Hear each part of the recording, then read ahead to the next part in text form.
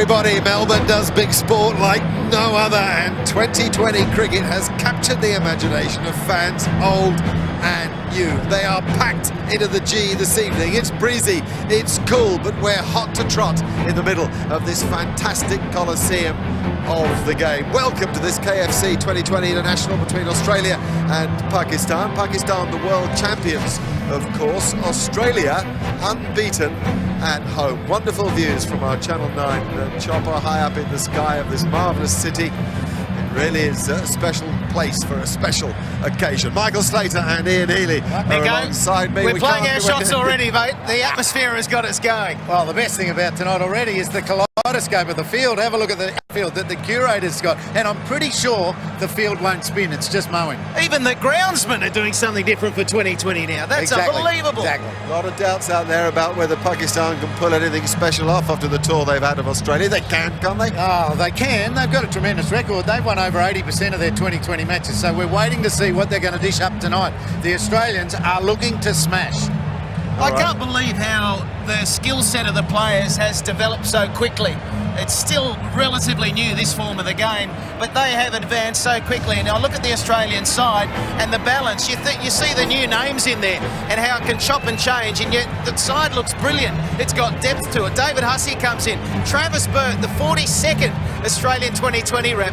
And Brad Haddon, of course, Steve Smith debuting, and they bat right down to Mitchell Johnson. Dirk Nannes, he's not a young chap anymore, but gee, bowls fast. He'll have an impact, Heels. Oh, I reckon he will. And the top of this Pakistani order have got to put up with Nannes, Johnson and Tate. Good luck. Imran Nazir comes into the side. Imran Farhat into the 2020 side. First up, we've seen a lot of those players for Pakistan. Can they unleash? Can they throw caution to the wind and put this tour aside with a good finish? It's Pakistan who will field first. We're covered in the smoke from the fireworks. It's about 20 metres or so from us. Michael Clarke won the toss. Australia batted first. Shane Watson and David Warner are making their way to the middle behind us. Have you got us, Davey? Yeah, mate. You got us, mate. This is where it all started for you a year ago against the South Africans. Yeah, correct. Hopefully I can try and do You must be excited, buddy. This is a bit special, isn't it? Yeah, mate, it is special. It's very electrifying out here at the moment. I've got another buzzy New South Welshman alongside me. Are you smoking the batting a bit? Michael Slater's here. Dave, you must feel like an old hat already, mate, and it's only been 12 months. Sort of like that. It's quite hard to hear you guys at the moment. It's a bit of a buzz out here. The domestic competition was sensational for you, so you feel in form? I do at the moment, yeah, but I don't want to jinx myself. But obviously I've had some good innings the last couple of games, so hopefully I can keep that momentum now. All right, mate, well, to it. You've got to focus out in the middle. Confirmation that the toss has been won by Michael Clarke. The Australians will bat first. We're ready. We're excited. This is the KFC 2020 International. The world champions take on Australia, who are unbeaten at home, and waiting for us in the commentary box is Shane Warne. The King is here with us, James Brayshaw and Mark Taylor. Thank you, boys. What a wonderful place it is to play 2020 cricket here at the MCG. Already, I'd say, about 45, 50,000 in. They're predicting around about 60,000 people for this game. And we've already heard from one of the opening batsmen, Dave Warner. What a wonderful thing that is, that we can actually talk to a batsman on the way out. And he must be nervous. Must be nervous. He did have a great time here last year against South Africa when he made that 89 on debut. 43 balls for that. It's been a mixed year, I suppose, for Australia in 2020 cricket. Good form here in Australia. They won their last 2 games here, but since then they've struggled in the big comps. And so far this summer, though, they have had the wood on Pakistan, although they are the world 2020 champions. But this is their last chance to win a game against Australia on this tour. It'll be Mohammad Asif. He will bowl the first ball to Shane Watson.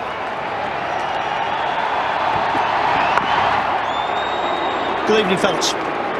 Yeah, good evening, Tubbs. Good evening, James. Oh, what a sight. The wicket out there in the middle looked at an absolute road. Seeing this wicket for over 20 years playing here at MCG, I haven't seen a wicket as hard as I've seen this one. I reckon it's a real good toss to win, and I reckon the ball might skid a fair bit with this light too. So I expect Shane Watson and Dave Warner to really play their shots, and you can sense the excitement in the crowd too. Over the top. That'll get things and started with a boundary. Far from the bat, but it doesn't matter in this form of the game. Doesn't matter in any form of the game, but he got a good piece of it. Shane Warne said a little more on that than perhaps even Shane Watson thought. Bit of zip, the new ball, and that's the required result. Boundaries early while the field's up. Yeah, that really zip. I think you'll see both sides, especially the Australians, who want to play better in this form of the game. The first 6 overs, you've got to get runs, and the target they'll have is around 60. Well, it's something the Aussies did really well in the recent Commonwealth Bank one-day series, where they, in that 5-over batting power play, they were scoring around about 50 runs, or as you say, Warnie, about 10 runs per over. So can they do it first up here tonight? Yeah, that'll be the plan probably from both sides. And, you know, we've got the excitement machine, Dave Warner, and Shane Watson, who's had a wonderful summer, the way he's batting. This wicket, to me, suits... The wicket definitely suits batting and straight play. Look at that. There's some pace in this wicket. In 20 years, I have not seen a wicket as hard as this. This is absolutely rock hard, and I think you're going to see that. And what we've got to see is Australia getting a lot more consistent in this form of the game. You said it, Tub. Very good here in Australia, undefeated, in fact, but I think it's 4 from something like 16 overseas. So all of those people in that shot there know that it's really the form of the game that we haven't mastered as yet. It's high. Will someone get there? I don't think so. Oh, he's lobbed it in between 2. And they'll get back for 2.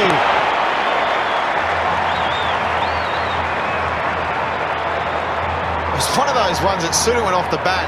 You sort of looked, and it looked like it was going to land safe. You went, oh, 2. As a bowler, you would have thought as soon as it went up there, I've got him. And in this form of the game, you do, in any form, you need an element of luck, but especially in 2020, in these first 6 overs, you're going to go for them, you need an element of luck. Oh, over you go as well. How about Mohammad Asif, the bowler? He's seen that all summer. First over, bowls a good delivery, good short one. That was obviously a plan. There's a man down at deep square leg. Once again, at full safe. I might look for 2 here again. No, settle for 1. So 7 from the first over.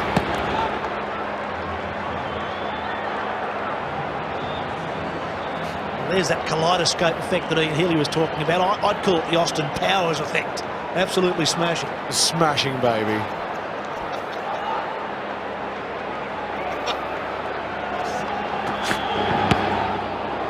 That's well done. Cameron Akmal back keeping. Sarfraz Ahmed, who kept in a few one-dayers for Pakistan, out of this side. So Cameron Akmal back in. Rana Naved to bowl the first over from the great southern stand-in. We talked about the Australians thinking we've got to get more consistent at this form of the game. The Pakistan team will be thinking we're the best in the world. We're the reigning world champions.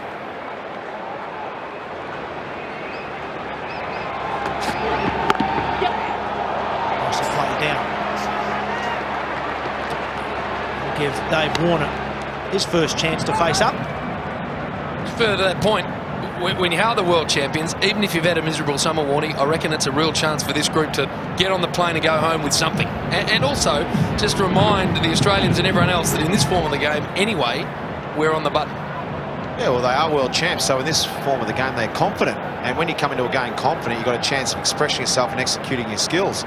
Pakistan probably wanted this game to start the summer rather than start their test series with a test match and then the one days and now the 2020. So, yeah, be interested to see how they go. Warner's away, as you'd expect. First ball, right out of the middle, and a boundary. And he has been in really good 2020 form in recent times. He's a width predator, this bloke. Anything that gives him a little bit of room to clear the arms, and it's just go and fetch it. Yeah, well, he did say he didn't want to moz himself. He said he was in good touch, and there it is, first ball 4. Thanks very much. The one thing in these 6 overs you talk from a batting point of view, the other thing from a bowling point of view is what mindset have they got? Defend or take wickets? I think the best way, in my experiences in the 2020, what I've seen, is that you have to have that mindset of taking wickets and being aggressive, because if you can get 2 or 3 wickets in the first 6, puts the opposition on the back foot, and suddenly that middle order and lower order are going to get exposed towards that middle part of the innings. So it is really important to take wickets in this first 6 overs from a bowling team.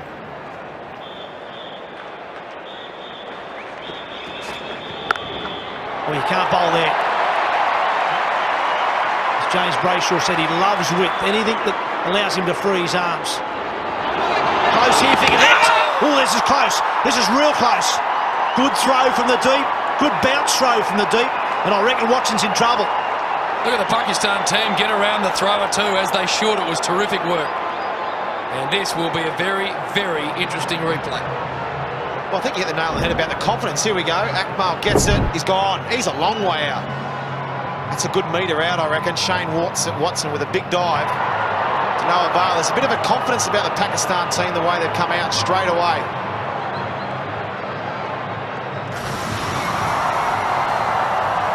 It's a big wicket for the Pakistanis. That's what you need. Exactly what Shane Warne was talking about. Get wickets in this game. It works in any form of the game. So Watson's out. Clarke to take over. 1 for 14 Australia.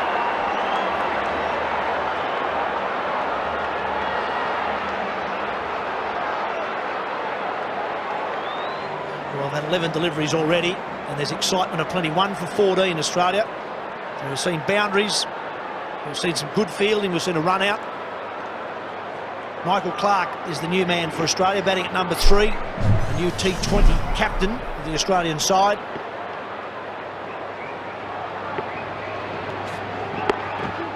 And he's away also. And Clarke slips too on playing that shot. They'll settle for 2. Well, they're going to settle for 2, and they still will, even with a fumble. 9 runs and a wicket from the over. 1 for 16.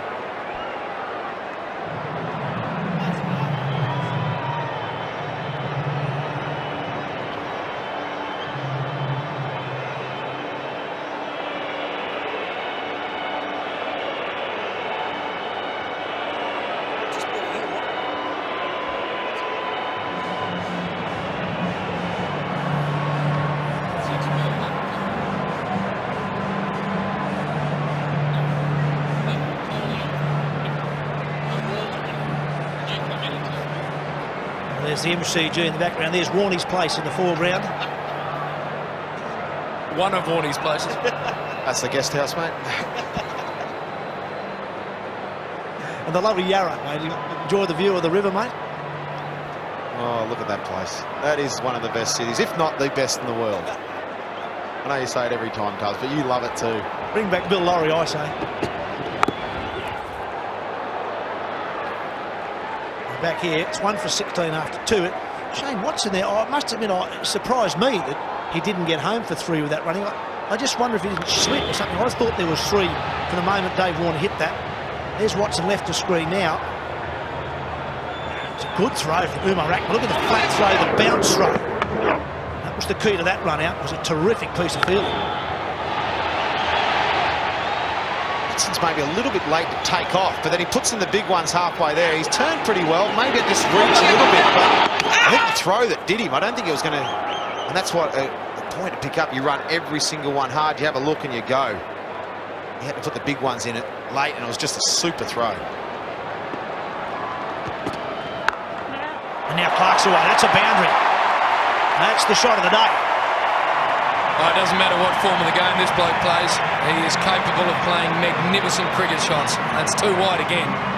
But geez, in class act, Michael Clarke, and that's a beautiful cricket shot. David Warner, the width predator. Michael Clarke might like that width too, I reckon. He's been in good touch all summer, and I think he's got a bit of a point to prove in this form of the game too. He hasn't done as well as he would like. He's obviously batted at number 6 and 7, so hasn't really had the opportunities either. Now being captain, he's put himself at number 3. He's off to a good start. Go back to that Warner run-out, Tub. The other thing is, if you got any doubt at all going for the 3rd, you got to scream out no, don't you? I mean, that's 1 run is not worth a wicket, especially in the early stages of an innings like this. So when you see that 3rd run about to happen, just see Shane Watson, I reckon, around about here. You're starting to wonder, should I go, should I not go? That's when you scream out no.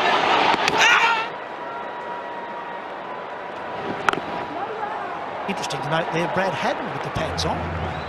Down on the bench, the batsmen have about 90 seconds to get out in the middle and face the first ball when there's a wicket. You've got Cameron White there left of screen. He's ready to go. Steve Smith next to him. Looks like he's got the pads on. And then you've got Brad Haddon. He's ready to go. David Hussey. They're all ready to go. I wonder if there's not some sort of signal from Michael Clarke.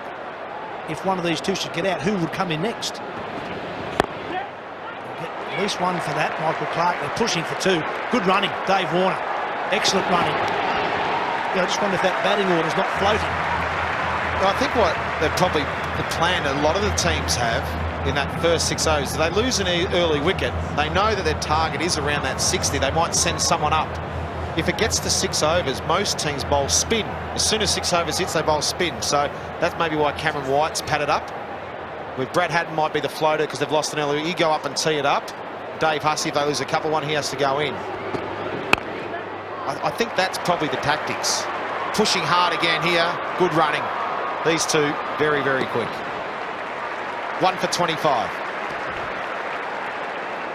Well, that's Albert Park Lake there, I think, in the foreground there, where they have the Formula One. It's actually, we've been very lucky. The weather's good. It wasn't that good early on today. Dave Warner. Will it sit down? It will. Just. Mohammad Asif down at third man. Well, it takes some courage to dive forward. We might have to have another look at this. That man can't get any strike. There have been 19 balls in the innings so far, and he's only faced 5 of them. But we need to have a look at this. It's a big high slash. Could he have got there? I think he thinks top edge landed safe on my first over. I'm not catching it for you either. Tough one. I'll give him the benefit of the doubt on that one. Didn't quite go high enough. Slower ball that. Had a pretty good time in the KFC Big Bash, did Rana Naved, playing for Tasmania. Picked up 9 wickets in that tournament and really enjoyed his time with the Tasmania. Picked up a hat-trick in one of the games. I really enjoyed the experience of playing in the Big Bash. He's one of those cricketers, he really has a go. And everybody who's played a lot of time in county cricket for Sussex. And I think he played at Yorkshire, he's played for Pakistan, the Big Bash. He's one of those real tries that gives absolutely everything he's got, whether he bats or he bowls, he's passionate about it. So good on him, he's doing well.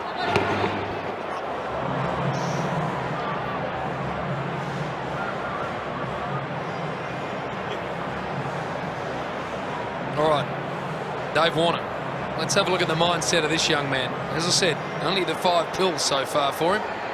He normally likes to see the ball and the middle of the bat connect. He likes to go aerial and long. Hasn't had a chance to do any of that.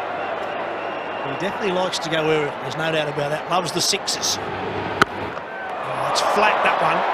He's hit it that hard. He's only going to get a single for it. Made about, I think it was 17-ball half-century in the last Big Bash match for New South Wales against the Southern Redbacks. A number of 6s hit. Sean Tate for 4 6s in 1 over in that game. 14 6s for the tournament. So there's no doubt he likes the aerial route. Hitting Sean Tate for 6 once is a good effort. Wow. Clarke's looking for 2 again here, and he's going. Here's Umar Akmal again. Oh, that's good throw. Flat again. And I think the bails have come off down there. It may have been the bowler who dislodged them. Once again, a direct hit. I reckon this is probably out. I actually didn't have the ball in his hands, so easy decision there for the umpire. But again, a terrific throw. Aussies will be learning very quickly about that square of the wicket fieldsman.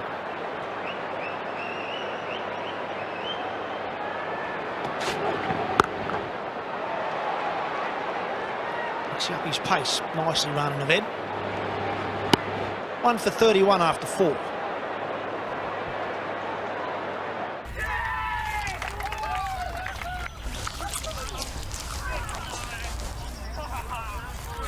Should have gone to Specsavers. Book an eye test online with the test experts. The crowd really has built up inside this ground, only because it is a finer day in Melbourne than it looked this morning. I say it looked about 45, 50,000 when the game started, only to 20 minutes ago, but they must have all been at the back in the bars and maybe trying to get into the ground, because they certainly have flooded in now.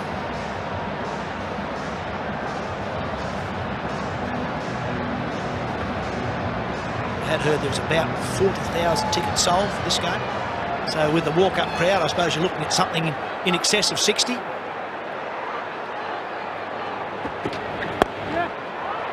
Clarke working into that gap nicely at mid-wicket. Another two there. He's looked in good touch right from the first ball, Michael Clarke. Moving well into it, picking it up early, picking the slower balls up early. Not going for anything too extravagant. Still 16 from 12. Yeah, and I think that's his role. 2020 as a batsman and as for a captain is all about knowing your role in the team. David Warner, as you know, as you said, rightly so, James, he's a predator outside the off stump with width, and he also likes to go the aerial route. So he knows what he has to do, that is smash it at the top. Michael Clarke comes in with the field up. He's going to work it around. If he gets some width, he'll hit try and hit a boundary. Be there when the spinners get on, so he can take them down. Tight, good run. Shouldn't be allowed to do that. Should be nice and tight.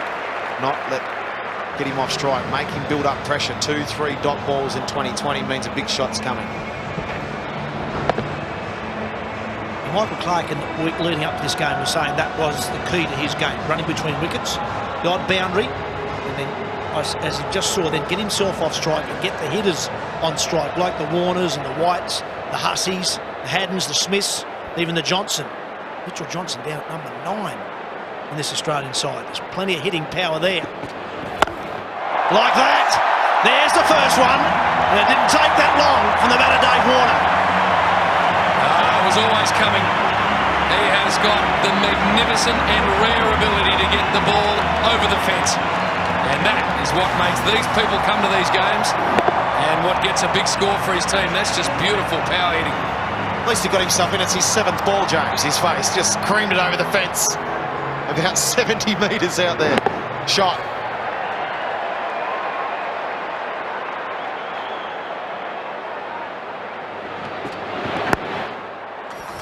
Leading edge and hesitation.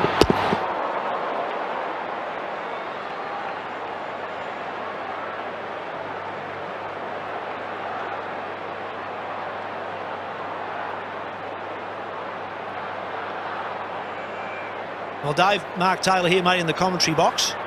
Took you 7 deliveries to hit a 6. Yeah. Why so long? Just trying to pick up the line length. There's a bit of bounce from that end there. I haven't faced this guy before either, so see how we go. Well, Warney's up here. He reckons there is a bit of pace in this pitch. Yeah, there is at the moment.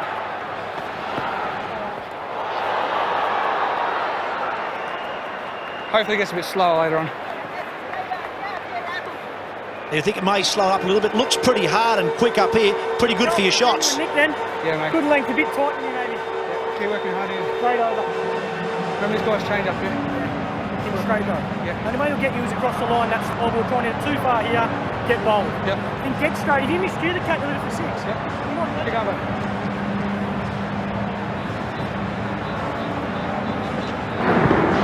Well, there's that 6 again. Just a length ball, what the players call a length ball. It's a good line in a one-day game or a test match, that's fine. But when you're bowling to someone like David Warner, it can be trouble. Any width he'll cut, anything straight, he plays that. It really is a slog. It's a calculated slog. It's something he does so well. Well, you just know anything that's in that pitched up area will disappear, and he loves going over wide mid-on. Hence, the Pakistan team are now dropping a player off at mid-on, so at least make him think about it. Do I have to hit it to another area, or am I going to take it on anyway and maybe go a bit square?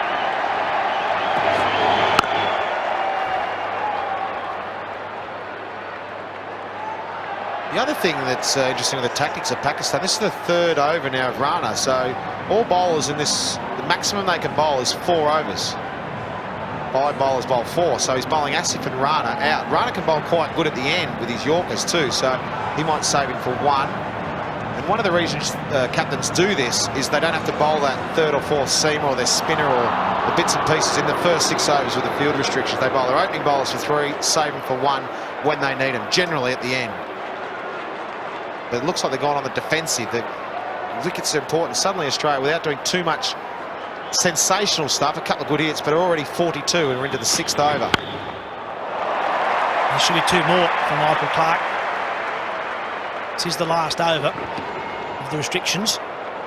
After this, Pakistan could push 3 more men outside that circle. A throw that the keeper won't be overly happy with. There's the Australian dugout. Interesting warning to see if the change-up keeps coming from Rana. He's bowled plenty of them, and he especially seems to target the skipper with them. Yeah, he's got a good slower ball too, and I reckon he's bowled 3 in a row to Michael Clarke in that last over, so I'm interested if he goes for a bumper. Can he hit?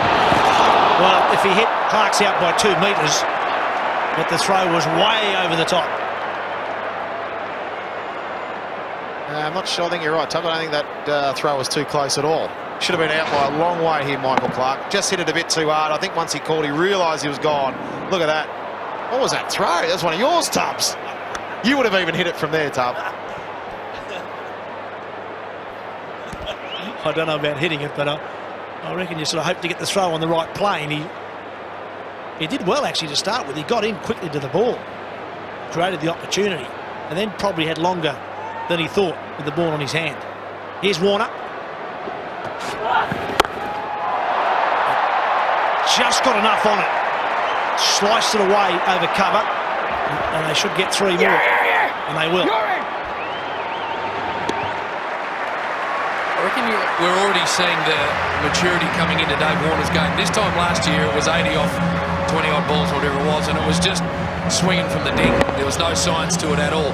He's starting, I reckon, to work out that you don't have to bat like that to be really effective. 20 from 10, and he's picking line and he's picking length, and it's impressive to watch. Yeah, spot on. If you look at the whole Australian innings, Warner is only 1-4-1-6. Faced 10 balls, 20 off 10. Australia have only hit 3 4s and a 6, and they've still got 48. It's 2 balls to go in the 6th over. So you don't have to have the smash and batch. Little glances here, push hard for the 2s. The odd boundary in the first 6, you can still get a good score. The Pakistan players, you're looking at these throws, they're obviously pumped up. The throws are coming hard, fast, but I think they've got the wrong caddy at the moment. They're going for the 6 and not the 9. Interesting note, there are only 10 dot balls, or 10 balls that haven't been scored from. That's the real important thing, I think, in these first 6 overs. To get a good ball, get a single. If you get a chance to hit a boundary, get after it. That seems to be the key. That's well bowled, really well bowled. You follow Dave Warner there. So 50 for 1 wicket from the first 6 overs.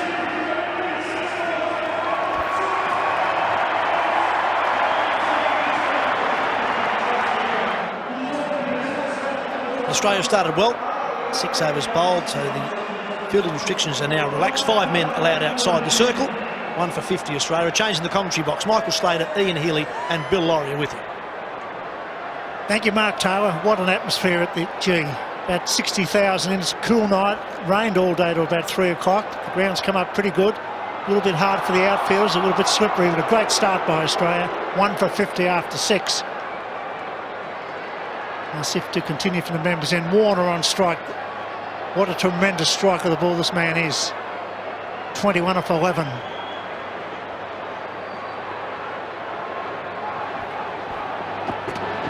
Yes.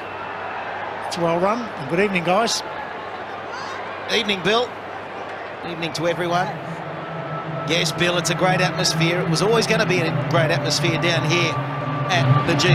Can't believe, though, this is our first 2020 international of the season. Let's hope that changes in future seasons. We've got 2 coming up against the West Indies, but just on the success of the domestic Big Bash, we need more international games like this. It's a stunning atmosphere. Asif trying to get the 2nd wicket for Pakistan. It's well bowled. Perfect line, good pace, good pitch. He's been good, Mohammad Asif. Definitely. Michael Clarke has really struggled to get him away. Just short of a length, bringing him forward half onto the front foot, whereas David Warner lays back in his crease and smashes across the line. Australia have kept their powder dry.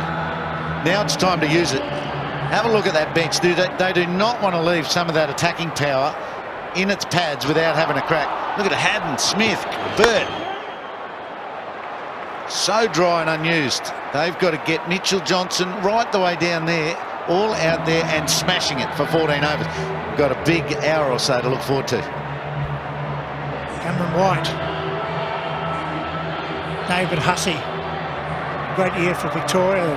So popular down here. Smith from New South Wales standing up. It's a tremendous batting lineup. Warner goes straight. Just the two.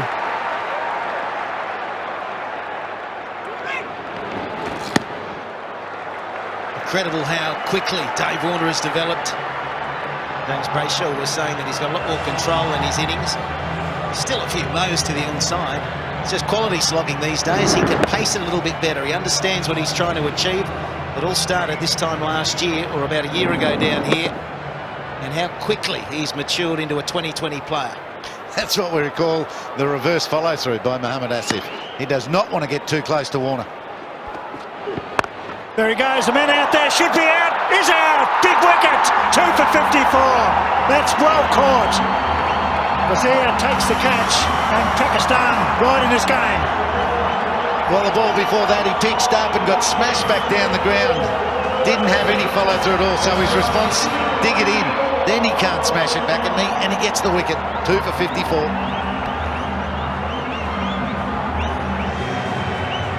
David Hussey coming to the crease of the MCG, a tremendous war. This is his go, David Hussey. A tremendous hitter down the ground, but he comes to the crease with Pakistan doing well at 2 for 54 in the 7th over. Luck's batting out here. Won't get a flatter deck to do something special tonight in front of a home crowd. He's an outstanding short form player. We'll have another look at, not a bad shot from Warner. The only problem, he picked the man in the deep. And he couldn't have pinpointed it any better. And we saw a catch that needed to be taken. And obviously should have been. It was straight to him. Clarke on strike. Nicely played. Looking for 2, not on.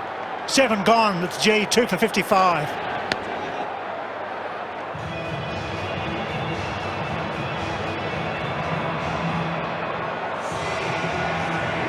Plenty of batting to come, and a bowling change at the southern end of the MCG for Pakistan. The captain, Shoaib Malik, coming into the attack.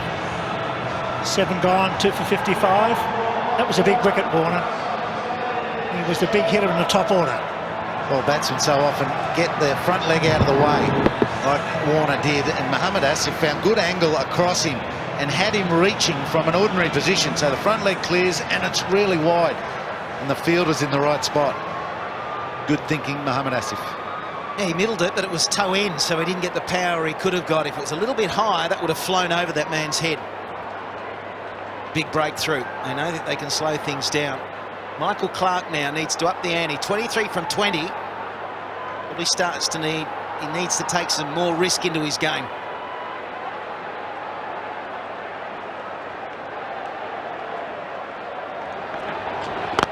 There he goes, over cover. That's a great shot. There's a sweeper, he won't get there. That's 4. Spot on, Slats. Shane Warne mentioned it before. He could be in here for the spinner to come in. Then he can use his feet and take him down. No risk in this because of the class of Clarke.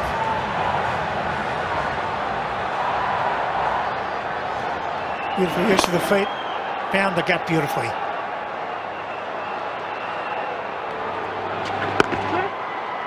And a line, just a single. He's so well drilled now in the longer form game, Michael Clarke. He's got everything down pat when it comes to Test cricket and one-day cricket. It's probably just going to be a little difficult to break the shackles and get some innovation into his batting. But when the spinner's on, he can dance and he can pick out gaps all over the place. This is his time, 28 from 22. He needs to just pick it up. Dave Hussey on strike now. Not known to start well against spinners either, Hussey. So that might be his go. Get down the other end till he gets the hang of this pitch. And he's off the mark. That's Umar Gul back in the side. He's had an up and down summer.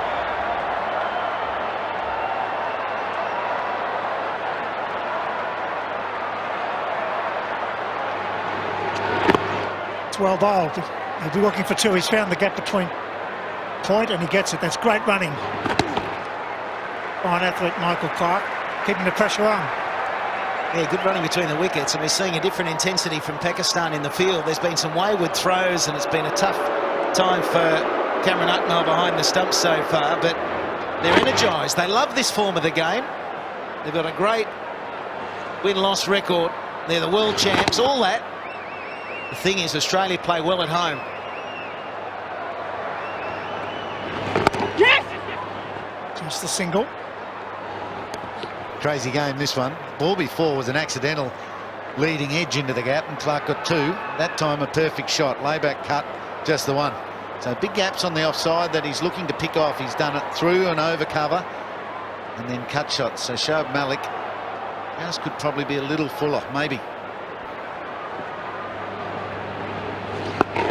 Hussey finds the gap this time, just the single, a tidy over. It's 2 for 65.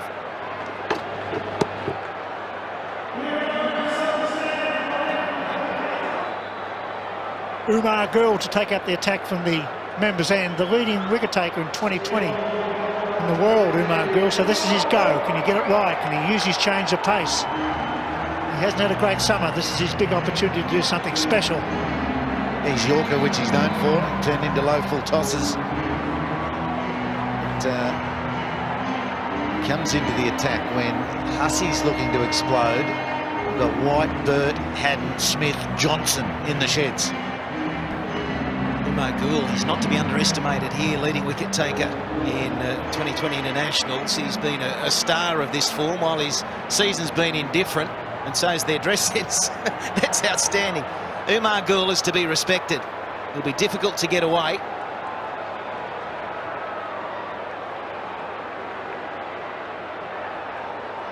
Crowd building up. Looks like about 65,000 at the moment. There's only 3 men on the leg side. So on the right of screen as you look, there's only 3 men. There's huge gaps. In the air, and could be safe. Is safe. Falls short. The miss hit. Sometimes you can hit it so badly it doesn't travel to the man in the deep. And that's what's happened. He was a little bit slow on that one. Dave Hussey high on the bat as well. Just falls short. Good bowling, wasn't it? Good bowling. We're all thinking Yorker, low full tosses. That's what Umar Gul's known for. And he springs a bouncer first up with no fielders on the right of screen. He didn't bowl that well in the 50 overs. And if you bowl well in there, surely you adapt to 50 over cricket.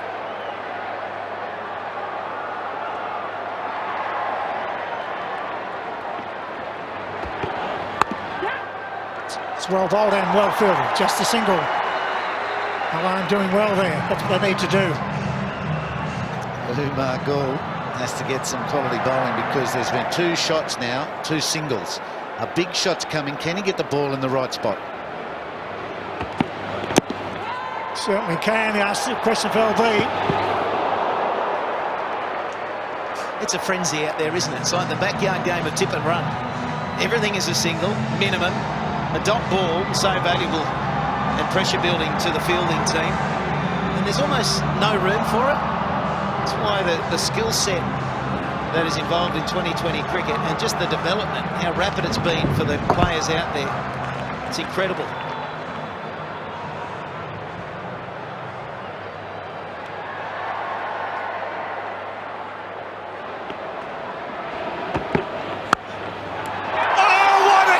That's a ripper. Clarke goes bang. That's the catch of the summer for Pakistan. That's a beauty. Well, it wasn't bad, Bill. It went straight to him. It was hot, though. That was the thing. It was hit with pace. And I'm going to say it again, it should have been taken. But we haven't seen these taken throughout the summer. Good pace. Nearly knocked him over. And another one gone. 3 for 68. It's the Aussie skipper for 32.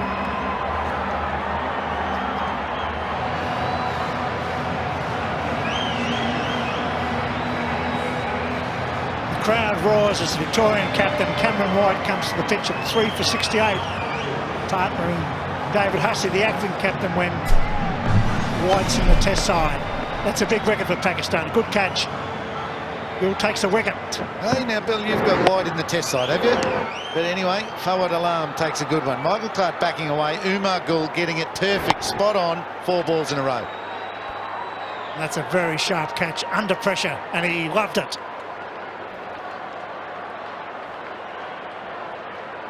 Settle, settle, Bill. Jeez, let's have a breather. Cameron White and David Hussey with Bill Laurie commentating. Hit him up here. Straight to cover. Dot ball. Come on, Cameron.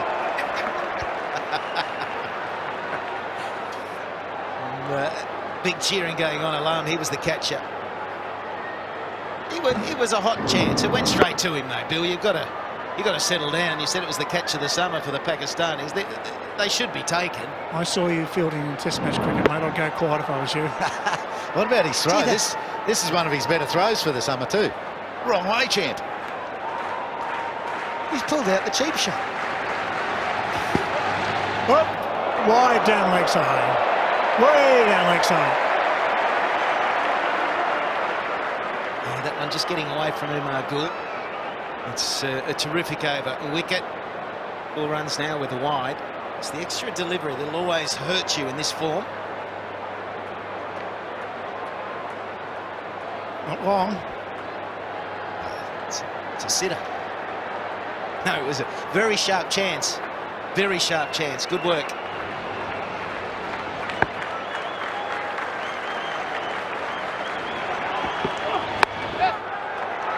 That's a very good over. Just 5 runs and a wicket.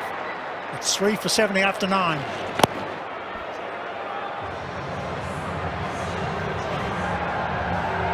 Melbourne Cricket Ground's alive. There's a big crowd, so it's a good match here. Current run rate is 7.77. Plenty of support for Pakistan as well here at the G. Malik to continue from the southern end.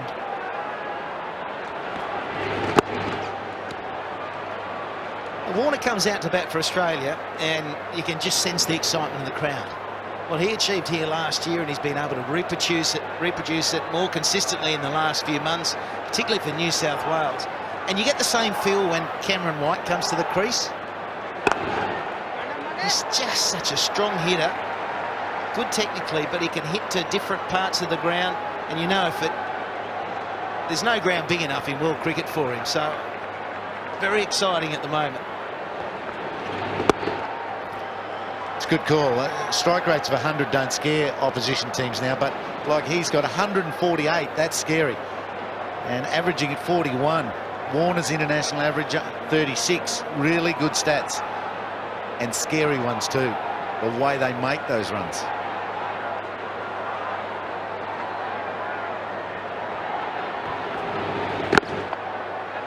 It's not a bad over all the same. Not conceding boundaries. And Hussey certainly plays pace better than spin. Not set. Hussey 5 off 6. White 3 off 4. They're going to go for sure. They've got to go deep mid-wicket. There's a big gap over the infielder. Content to go down the ground and stick to singles. These guys might be thinking a score of 180, which is what they're heading for, is enough. Unleash Tate, Johnson, who's our Nanas on this hard bouncy surface. Straight to cover. A good tidy over. 10 overs gone. 3 for 74. Well, you're obviously with Alinta Energy. Yeah, of course. Especially with their great energy deal. Shall we test them out? Turn it off, mate. Join over 1 million Australians. Switch to Alinta Energy, supporting your home team. Umar Gul to continue as Shane Warne, Mark Taylor and Mark Nicholas take up the commentary. Thank you, Bill Laurie. And now that the Pakistan team have remembered how to catch the cricket ball, we have a very different game of cricket on our hands. A couple of good ones taken, catches that should be caught, but were caught. They make all the difference. They just take the sting out of the side. Best way to keep a run rate down, take wickets. Yeah, and throw in the run out just to get things started there. Shane Watson, who's been in great form all summer. A run out from the boundary, attempting the 3rd run, good bounce throw. All these little things that we've talked about throughout the summer, they make a huge difference in any form of the game. Very vibrant looking Pakistan side tonight. He holds on, and probably wisely. Yeah, very vibrant team, and a team that wants to be out there, a team that looks comfortable in its own skin, almost as if they feel that they have an ownership of this 2020 game. I saw that by the way that they celebrated the first wicket, the run out. Mohamed Asif has completed his 4 overs, 1 for 31 from him. Rana has bowled 3, only 1 left. He's such a good death bowler, that's a surprise. Coming for Shoaib Malik, and now Umar Gul into the attack. Umar Gul looks a better bowler.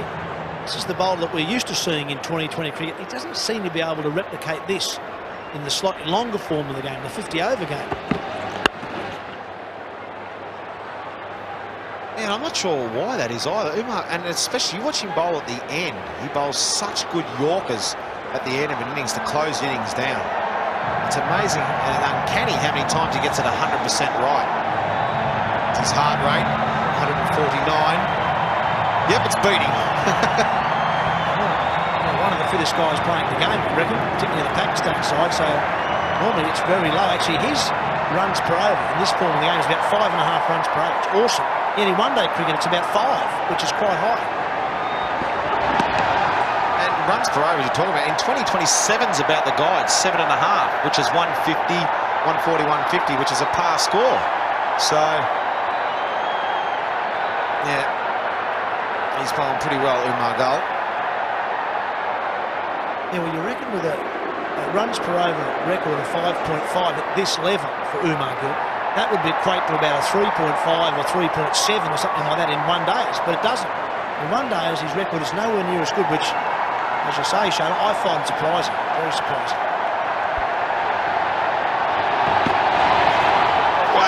There's some pace in the pitch. No, what about it? What about it? They love it, and it's Cameron White. They'll really love it if they've got White. Seriously quick delivery, or seriously bouncy delivery, perhaps we should say.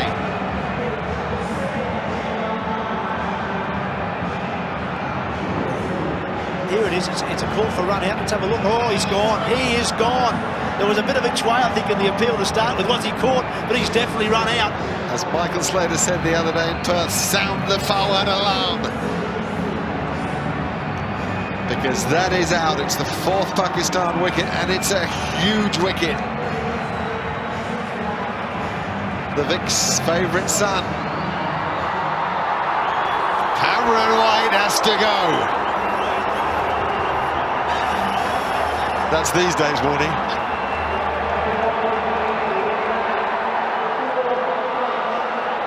Four he made, it's 4 for 77.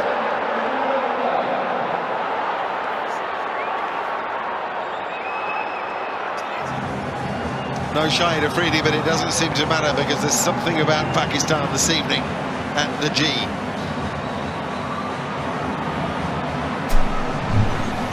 Here's a nervous man, Travis Burt, making his international debut. Received his cap from Michael Slater a little earlier this evening.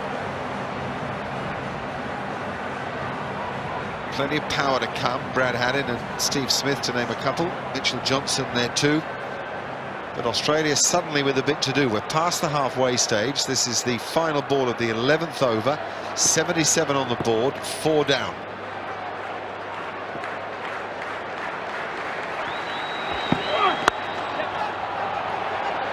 And he's away. And just ease those nerves. It's 4 for 78. Watson, Warner, Clarke, White, the men who have gone. Hussey and Bird at the crease. That's David Hussey, of course. Michael Hussey, who's played so well in the one-day internationals. Not a part of this 2020 side. Real backs. Oh, that's brilliant stuff. So sharp. Just watch Cameron White here. First of all, it's a zippy bouncer. It zipped off this fast wicket. Now watch this. Cameron White looked like he stood there. Oh, got him, got him! Travis Burt's gone. This is huge for Pakistan.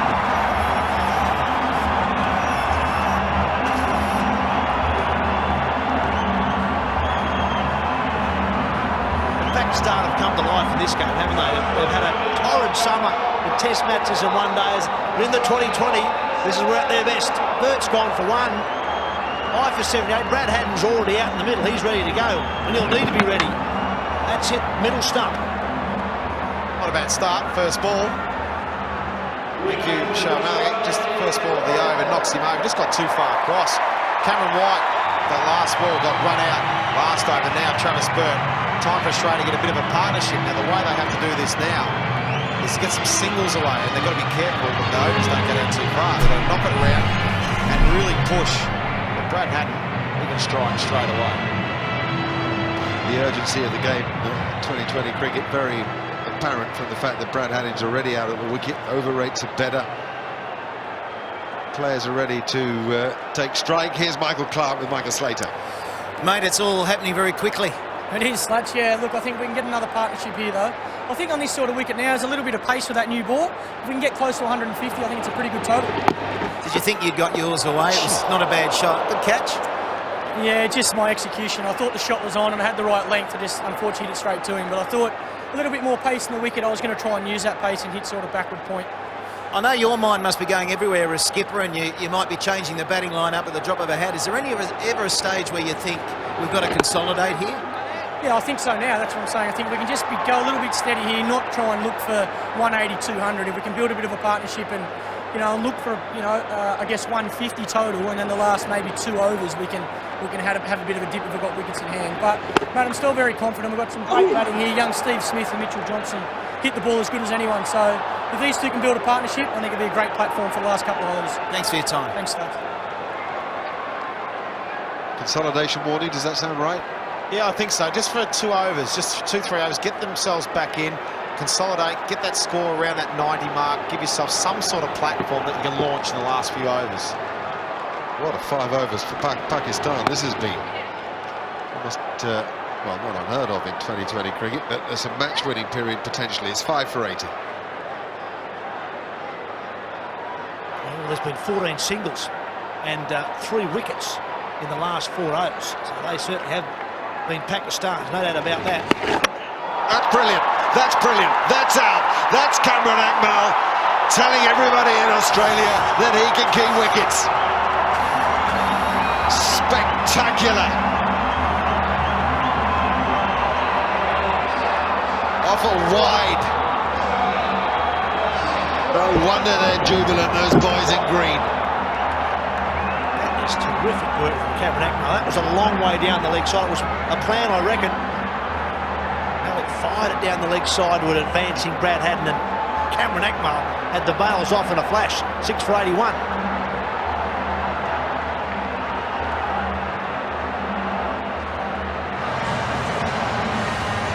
Drama at the G, 6 for 81. The Aussies suddenly in serious trouble.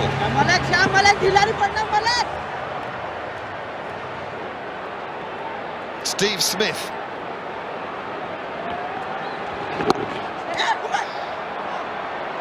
Finally, that dramatic over comes to a close. 6 for 82. Well, we've had Cameron White run out, but I reckon he's probably out caught. Look at this ball here, the short ball. Does this hit glove? My word, it does. At least the top glove, maybe the bottom one as well. Flies to forward alarm, who then hits the stumps. Now he's given out run out. So he wasn't given out caught before that. Correctly given out run out, so that's how he's going to go. But the bowler misses out in the wicket. Umar Gul, he was first appealing for the caught, but then he sentenced for the run out. I think they'd have got the caught. And then Travis Burt, who made a single, his first match for Australia, bowled around his legs. And then straight after that, Brad Haddin. That is something spectacular from Cameron Akmal.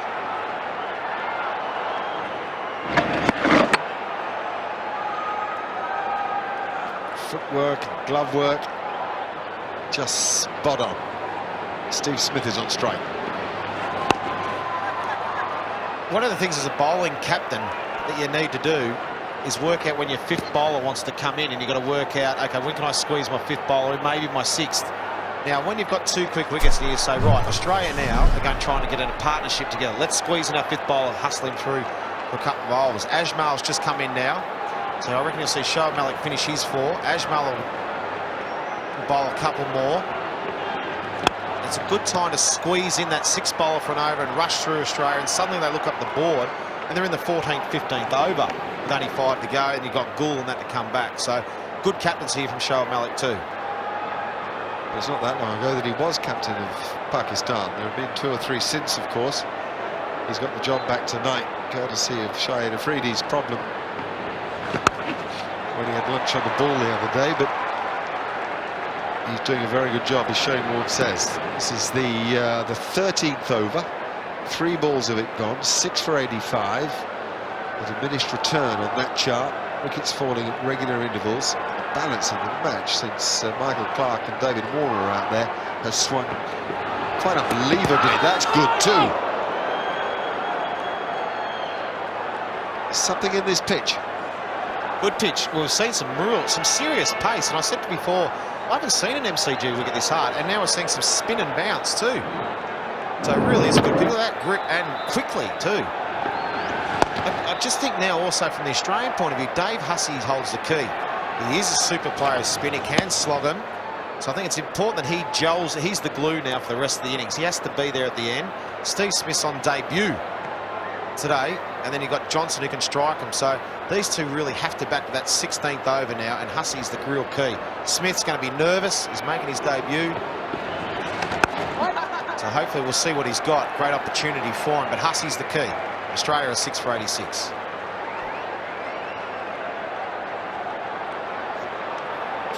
It's a kaleidoscope at the Melbourne Cricket Ground. Australia 6 for 86. KFC 2020 International that is already surprising us, not least because of the considerable performance by Pakistan. A lot of energy, a lot of commitment, and a lot of brilliant cricket too. Mitchell Johnson waits. That's what it's come down to. Johnson, Nanis, Tate, the last 3.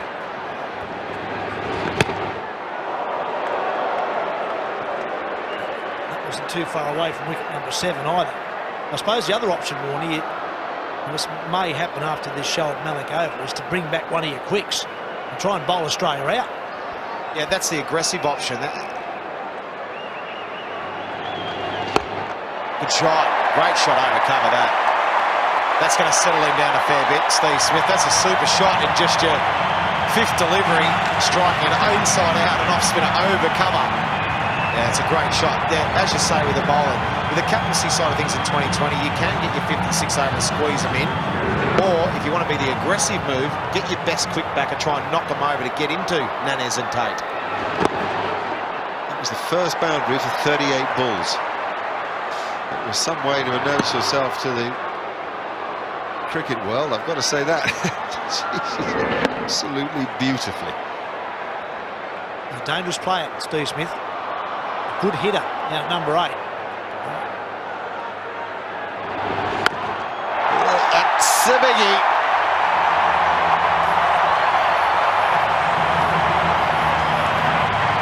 I thought debuts are meant to be nerves and just noodle yourself around. He's on that, but Hussey, as we said before, is smacking him. Experience, see, there's a difference.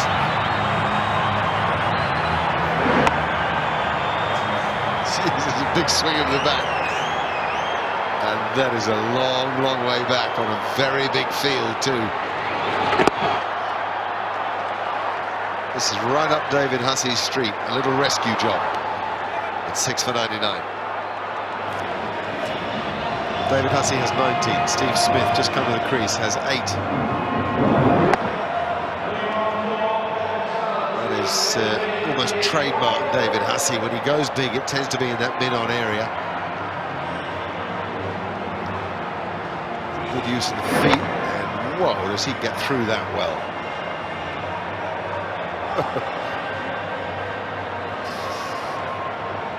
Right, run another. Only 1 to bowl, and he's back into the attack. This is what the boys were talking about.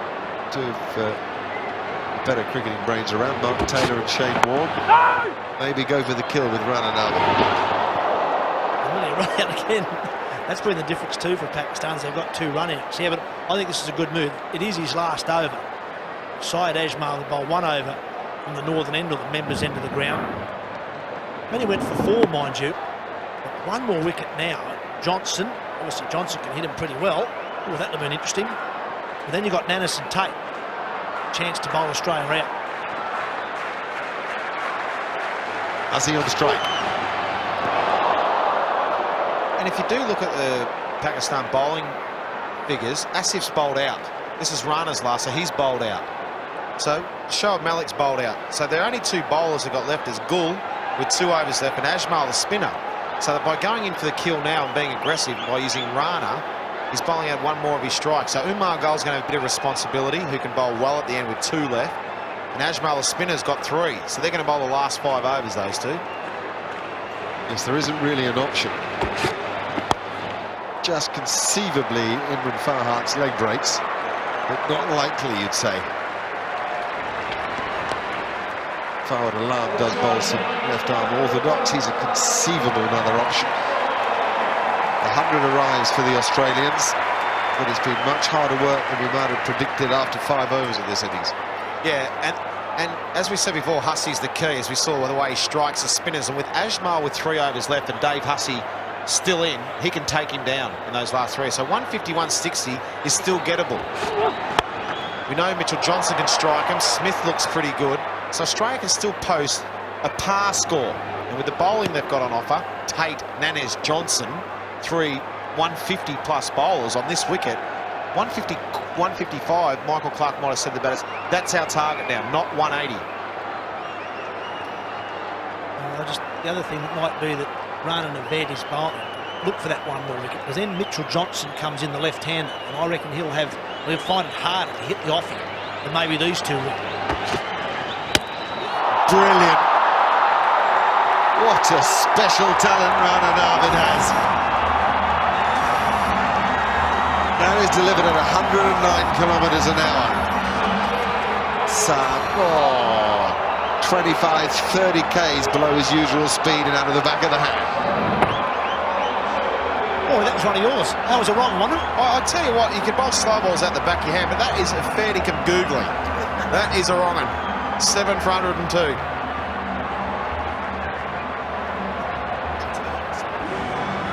Wonderful captaincy by Shoaib Malik and a wonderful response to him from, well, you could argue his premier one-day bowler. Rana Naved, along with Umar Gul, is probably top of the Pakistan list in the modern era, and he's made the strike. That's why he was brought back into the attack. Australia now 7 down for 102. David Hussey remains on 22. It's Mitchell Johnson who's at the crease on strike. No room to swing his arms. This is very tidy stuff from Pakistan. It's 7 for 102.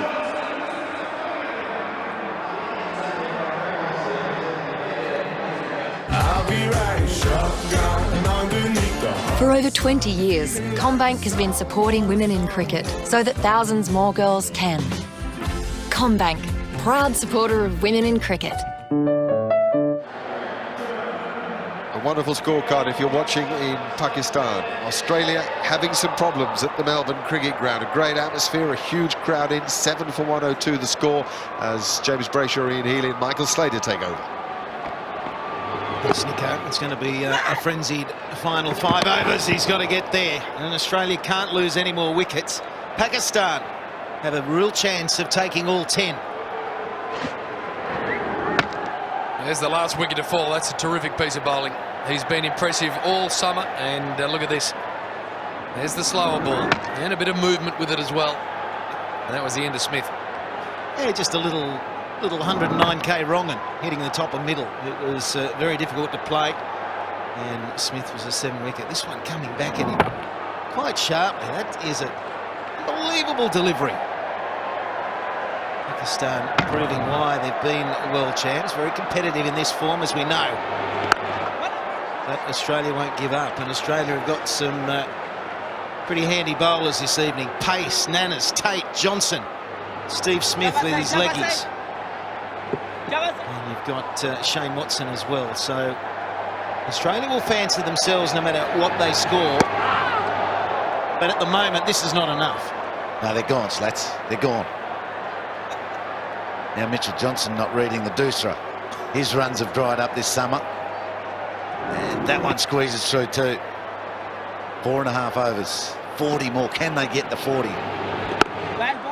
Just a brave man that wipes this Australian team off early on in the piece. Heels, I know they're playing the catch-up cricket at the moment because Pakistan have been fantastic, especially from about the 6th over on, but I don't know about gone. Jokes, James. Come on. Stay with me here. Oh, how's that missed the pegs? Heels, hold those 2020 jokes. They're just too funny. Tell you what, if that had ploughed onto the pegs, it might have been strife. It's just been terrific. I've loved the way Pakistan have gone about this fielding effort. They've had energy, they've had bubble, they've bowled really well. And that could have been disaster for Mitchell Johnson. Again, the Dusra. The Dusra from Ajmal. Johnson looking to connect long over mid-wicket. There's a man out there, but these blokes don't care about a man on the rope. He's even inside the rope. That was the one that was the orthodox offie, and 4 overs remaining, 7 for 105 Australia.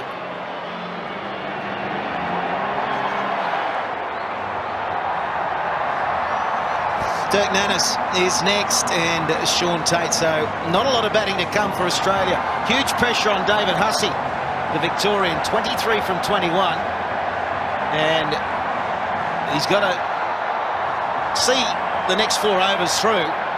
But as you know, you've got to hit boundaries as well. So he's in that conjure as the Mexican wave goes around. Umar Gul, he's got 2 overs remaining, so he's going to bowl out with Ajmal. 1 for 9 in his opening 2. Very good bowler. Some sawdust heading out in the middle of the MCG. There's been a fair bit of rain around Melbourne today, and the pitch has obviously been covered, but that's about the last step you take before you launch into the delivery stride, and there's obviously some moisture underneath. So that job done, we're ready to roll. Definitely a juggling act right now. Who's going to master it? Is Gul going to get through his 2 overs, or is Hussey going to get Australia to 140? Something to bowl at. Good shot. Straight down the ground, just the one. And you sprint the one just in case there's a misfield. Still in Dirk Nannes, he could have been in Vancouver. He's an alpine skier. That's right. Obviously probably travelled the world for a while and then got right into his ski seasons around the world, started instructing before he came back, and late 20s, I reckon, made the Victorian side. He's a very handy snowboarder who's been competing in the half pipe. James Brayshaw commentating the half pipe. Oh, is that off the glove? It is. Another wicket goes down. This is terrible for Australia. Pakistan want to finish their tour in Oz with a big win. Hasn't the halfway down ball worked for Pakistan tonight? They've really stuck it into the nose of this Australian team. That was really well bowled. Johnson's gone, and Australia are in awful trouble.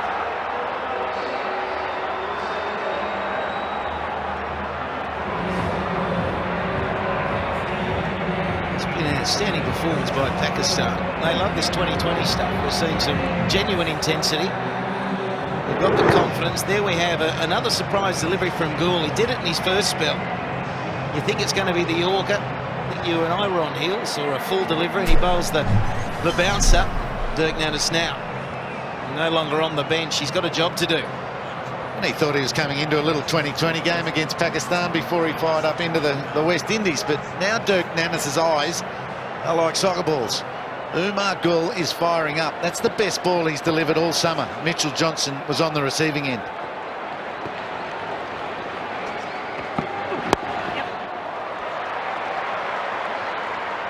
This is his second international for Australia. The first 2 for the Netherlands. And one of those Netherlands internationals was against Pakistan. Another look at it, ripping the glove on the way through. Well, Shane Warne said right at the start of this broadcast, this is the hardest and fastest MCG wicket he's seen for a long time. That's a terrific bouncer. And it's just caught the glove on the way through. So that's what the Australians have copped. What are we going to see in about 45 minutes? That's a good shot. That'll be 4. What about the timing? Holding his nerve at the moment, David Hussey. He just needs more of the strike.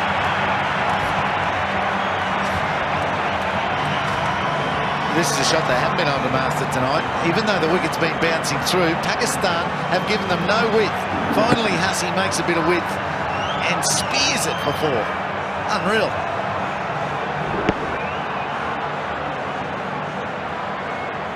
He stayed in the shot, very orthodox, and found the gap. It was the width that he utilised beautifully there. Umar Gul will try and change it up again. This one back down, and if you're going to hit anywhere, hit straight to the side screen. Brilliant fielding. Got to say, I thought it was 4 all the way. It was Naveed Rana, and it was a magnificent piece of fielding because it was beautifully struck. All he could do was knock it down, and he did a great job. This is a big fast bowler we're looking at here, and that was a wonderful piece of fielding. Well, we're talking up their fielding. We haven't had this opportunity all summer. Their coach needs to tell them it's the last match every match.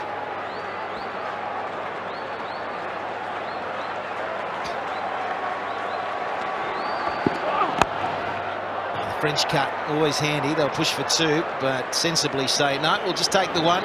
3 overs remaining now, 8 for 114.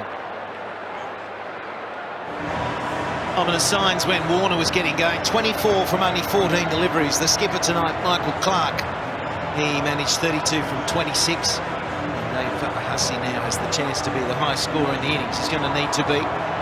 With 2 overs remaining, realistically, Australia would still fancy themselves between 130 and 140 runs, and that'll be difficult to chase down. There's no doubt there's some pace in the pitch.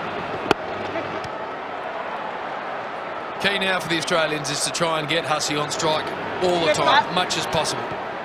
Nannis, obviously the 9th or 10th batsman, and then you got Sean Tate. Now he bowls well, doesn't necessarily bat well. Now, look at Shoaib Malik bring some changes in here. Starts to attack Dirk Nannis.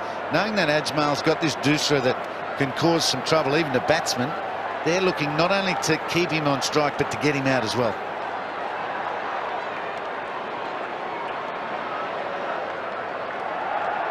Not that often you'll see a first slip in place in the 19th or 18th over. There's only 3 other fielders on the offside. There's big gaps to the left of screen as we look.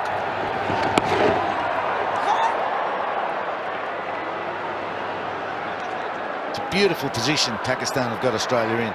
This man does not know whether to go big, whether to read the ball out of the hand. He's not quite sure what's being delivered in case he gets out. Oh, there's the doosra. It's going to run fine. There's 2, maybe 3. Hussey wants to strike. There'll be 3, definitely. Nannis, good effort, good edging. Perfect result, because I reckon the boy they call Dirty Dirk, no idea. Is it going in? Is it going out? Is it going straight? I don't know. The perfect result was an edge and get up the other end. Well, JB, you can tell with his eyes. He's startled out there. Hussey's way ahead. Hussey's about 4 metres in front of him. He definitely wants back. Too short. He'll get 2. It's a very big throw from out there. Oh, he's going to go. Oh, it's a good throw. I thought he had plenty of time. There was a big mix-up, and it's resulted in another wicket falling. Sean Tate gets an opportunity. The bounce throw suits Umar Akmal so well. Nannis thought he was safe. He sort of wasn't sure whether he was safe or whether Hussey wanted a second. He wasn't putting in early in that run anyway. 9 down, 119. But Nannis very disappointed with himself. There was a genuine mix-up coming back for that second. That's the reason he is running back. Good awareness from the deep, actually, to throw to the bowler's end. So Sean Tate comes in at legs 11. Dave Hussey on strike. What did happen in that run out? Umar Akmal has got the big arm you're talking about. So there's 1. It goes into the gap, but they're gonna have to push. And Nannis hesitates there, and it's spotted by Akmal. Beautiful work again by Pakistan. In the air it goes. It's long. It's very long. What a gutsy shot at this stage of the innings. He's mountainous. Just got a 1 and get me on strike, and he's just cleared it out of the ground. That is fantastic. David Hussey has really got the crowd here at the MCG rocket. Well, the tailenders haven't been reading the ball out of the off his hand. I wonder if Dave Hussey is, or he just said, I've got to go. I've got to go. Head down, feet still, smashes it. That was sweet as a nut. He got the length he was after. I don't think he cared what the ball was doing revolution-wise. It was full enough to just crash through the line and juggled, put down in the crowd. Bay 13. Learned to catch. I love Saeed Ajmal. So much optimism while he was delivering the ball. Had a look at it. Had a look at it disappear. And then he was the world's greatest pessimist, standing in his follow-through. 125. Well, 2 overs to go. Can they use the 2 overs? If they can, they could be in good shape, Australia. Well, it's all up to Tate. He's got to get up the other end. Oh, it's a good delivery. Oh, go, Tatey, go, Tatey. Oh, what was he doing?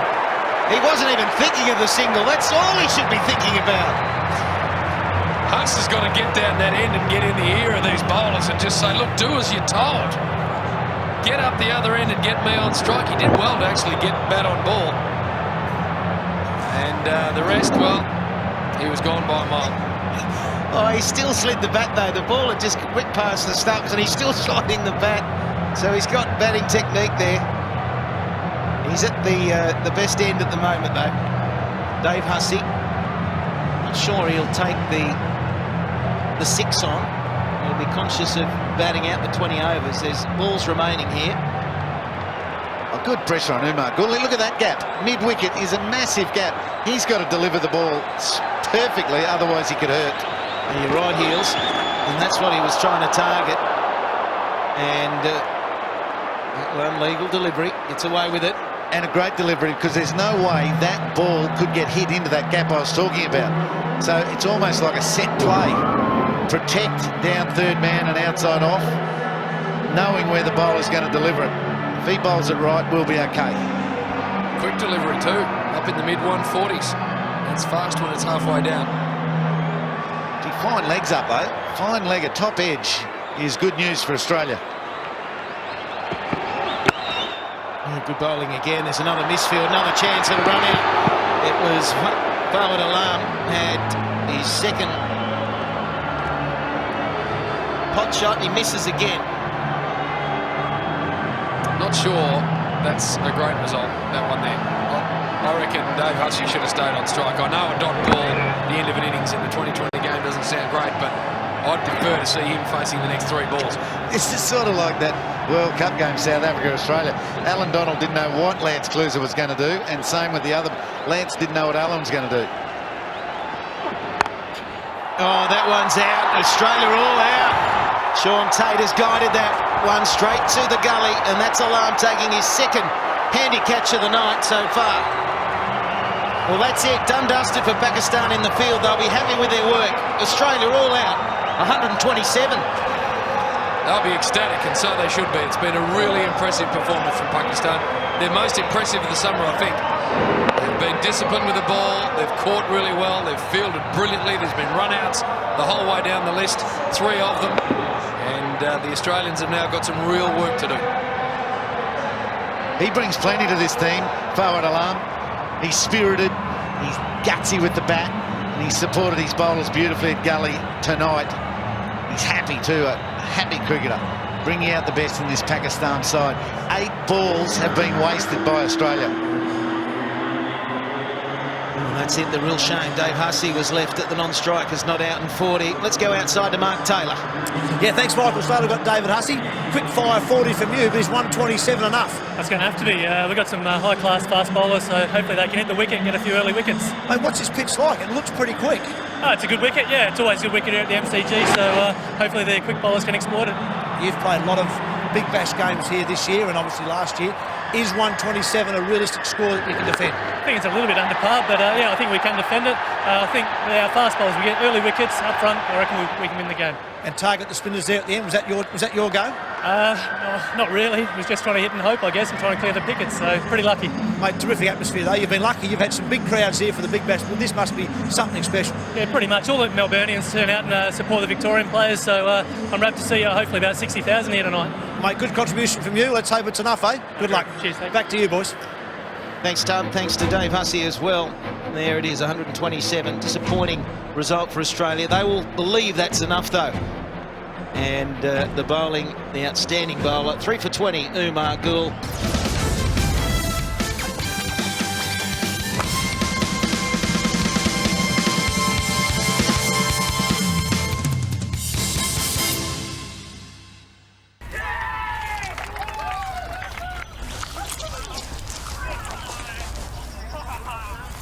That should have gone to Specsavers. Book an eye test online with the test experts. Someone's with Alinta Energy? Yeah, of course. Aren't you? Yeah, especially with their great energy deals. Either of you guys see my wicket keeping? Gloves! Get a great energy deal. Switch to Alinta Energy, supporting your home team. I'll be riding shotgun underneath the... For over 20 years, CommBank has been supporting women in cricket so that thousands more girls can. CommBank, proud supporter of women in cricket.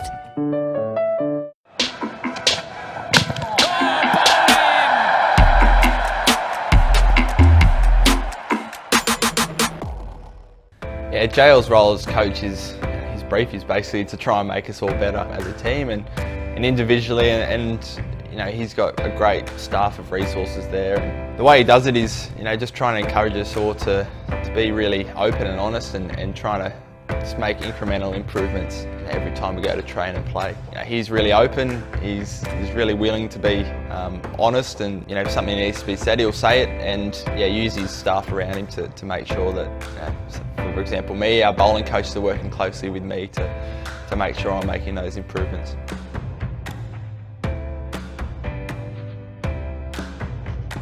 Payne's great at getting the best out of us, you know, as a captain, and especially for me as a bowler, I love that he stands behind the stumps as a keeper. He has a really good view of the batsman and, you know, has some great ideas on how to get him out. Yeah, off the field and around the team, just keeping us motivated. Yeah, not letting things get too out of hand, whether we get too excited we're going to win or too down if we're going to lose, those kind of things. But he's great, you know, someone great to talk to. He's been playing for a long time now and, you know, really good, smart thinker of the game.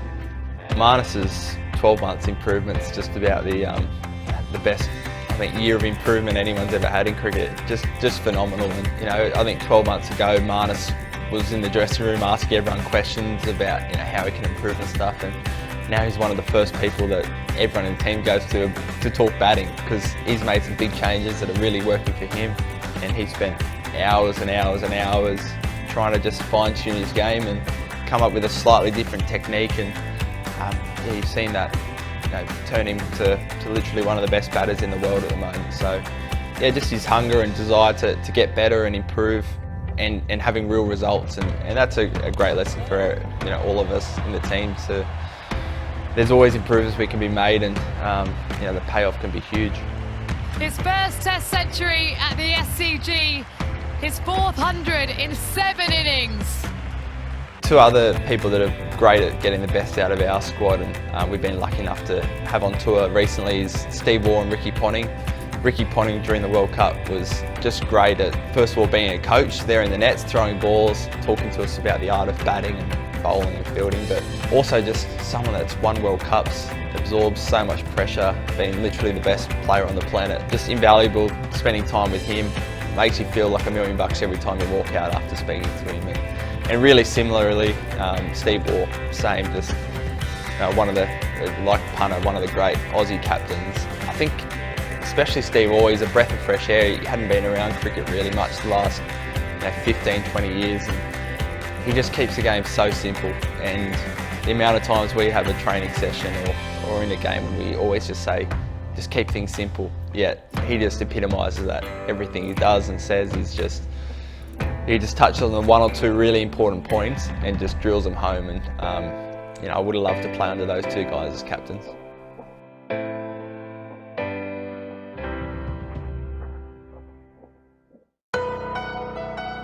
Big moment this for Ricky Ponting, his first walk out to the crease for a Test match innings. An average there of 40 and strike rate of 70.9. Ricky Ponting at number 3. What a time to come in. He's come to the crease with a formidable run chase at hand. Good opportunity this with junior for Ricky Ponting leading into that Boxing Day Test match. Well driven and 4. And we're not very, very sluggish.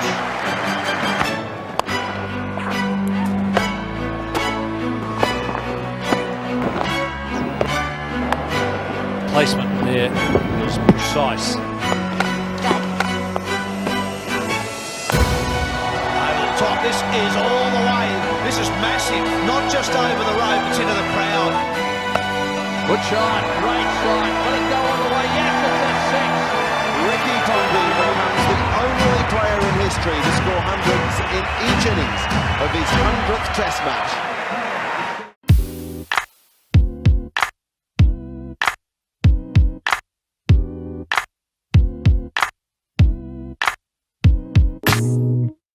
I think what makes the Aussie team so special is we celebrate each other's success, whether it's on the field or off the field. We're always there to back each other. We're very welcoming to new people that come into the group. We love each other's company, and I think that's why I love playing. I mean, I love playing for my country as it is, but I also love playing with a group of girls who I know will back me no matter what, and they believe in you. Yes! 9 got through it. Personally for me, Nick Carey's someone that I go to. She's one of my best mates, and I know that she'll always have a listening ear or a shoulder to cry on if it's needed. We support each other through the good and the bad days. Elise Perry, she's someone that everyone looks up to. She trains harder than anyone that I know. I think she loves training more than playing. She had a challenging time where she had to try and choose between 2 sports that she was really good at, and she's just someone that's really inspiring. Lucky enough to be involved in that group for around 3 years now, so they're all my mates, and I think that's why we have been so successful, is because not only do we get along on the field, but also off the field. I'd like to wish you a massive good luck for the cup. Rachel! It's always really nice to, I guess, go to the older girls just to hear what they have to say, to the likes of Rach Haynes, from a cricketing perspective, but also just life in general. So they're always someone to turn to. I think if you have great team camaraderie, you're going to be really successful, and winning the World Cup last year in the West Indies, that was incredible. Being out there for the winning runs with my captain, winning the Ashes last year as well, they're probably the 2 things that really stand out to me. It's an amazing team to be involved in, and it's great to have support not only from other players but from staff members that come on tour as well. We all get along really well, and it's almost like a sisterhood in that team. And Pakistan need 128 to win this KFC 2020 International. Jason Marker, the Chief Marketing Officer of KFC, is alongside me. 5 golden years you've had with this product. Yeah, absolutely. We love the sponsorship. We believe the brand is about fun, excitement, summer, and we think it's a great link to 2020 cricket. You know, we've got 23,000 employees. We've got fantastic franchisees, and we love being involved from day one, and we hope to be involved for the future. Before we bowl a ball, tell us about this initiative with the clubs, because there's $5 grand per club going around, isn't there? Yeah, we do quite a lot outside of the actual sponsorship. We've given away 5 grants of $20,000 per club this year. Whoa, that's at a serious pace. Just finish off on that, Jason. That's right. So $20,000 per club to help people fix up their clubs. 156 kilometres per hour. Well, we love the involvement with you. Classic catches are a golden part of what we do too. KFC Pulse has been fun this summer. Thanks for your support. Pleasure. Thanks very much. Okay, we're going to get up to the comedy box and say good evening to James Brayshaw, to Michael Slater and to Ian Healy. Thanks, Mark, and thanks, KFC. There's plenty more to look forward to. This is flat chat cricket. The batsmen are going to be going hard, and the wild thing is in. Second ball into the pads of Imran Farhat. Almost 160. That is unbelievable, Slats. That's express. 159 clicks. That's Jeff Thompson. That's Shoaib Akhtar. That's as fast as you see the ball bowl. It's bullet pace, and this is what's going to intimidate Pakistan. No one likes facing a cherry going at 160 clicks an hour. It makes anyone feel uncomfortable. If you're an opening batsman, you're trying to get the new ball away. They've got to play their shots, but they're going to feel uncomfortable. Ball 3. Play a miss. The eyes go straight up to the screen, and the crowd love it. It's 100 miles an hour. A cricket ball does not get bowled faster than that. I might just see very shortly if we can get out to the Australian keeper, Brad Haddon, and ask him what it feels like to be getting 160 clicks slapping into your gloves. Hads, have we got you out there? How quick is this? Oh, mate, hold on to your seats, Australia. I reckon we're about to see the quickest ball ever. Not yet, Slaps. I'll talk to you in a minute. 3 slips. Down the leg side. Haddon with his hands full moves beautifully. How are they going in, Hads? I'm just watching the ball real close. I think he's on tonight, the Wild thing, so it's going to be good to watch. We don't know where they're going to go, and I'm sure the batters have no idea where it's about to go. Have you checked out where the batsmen are looking at? They will be trying to dodge that screen, so I'm sure you'll be relaying the message to them. Hold on, I reckon this is going to be near 160. He's talking it up. Imran Farah back into the side for a long time, trying. When it comes quickly at you, it can ricochet quickly away. Is it 3? Maybe 4. Well, that's the point, Hills. At times, the faster they come, the faster they can go. And as a batsman, that's what you've got to be thinking. I've got to use this pace, use it to my advantage. If I get an edge on it, there's 3 slips, there's a keeper behind me, but it's going to take some catching. I'm going to make sure that I'm playing a bigger shot. You can really use pace to your advantage, but if you're intimidated, forget about it. It's a mixed bag so far. Couple of plays and misses, couple of hits and a 4. Into the thigh pad again. The thigh pad has ricocheted to square leg. Slowest ball of the over's been 150 clicks. He's just an entertainer, Sean Tate. I don't care if he can only bowl 2 or 3 at this heat. It doesn't matter. It's just what these 60, 70,000 have come to see.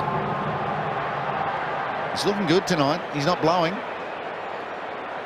So they have only been able to bowl him in spells of 2 overs at times. Some sort of tendinitis problem in the muscles of his body. He's not even sure. He just wants to play. Last ball over 1. All up, a wide and a 4. First over.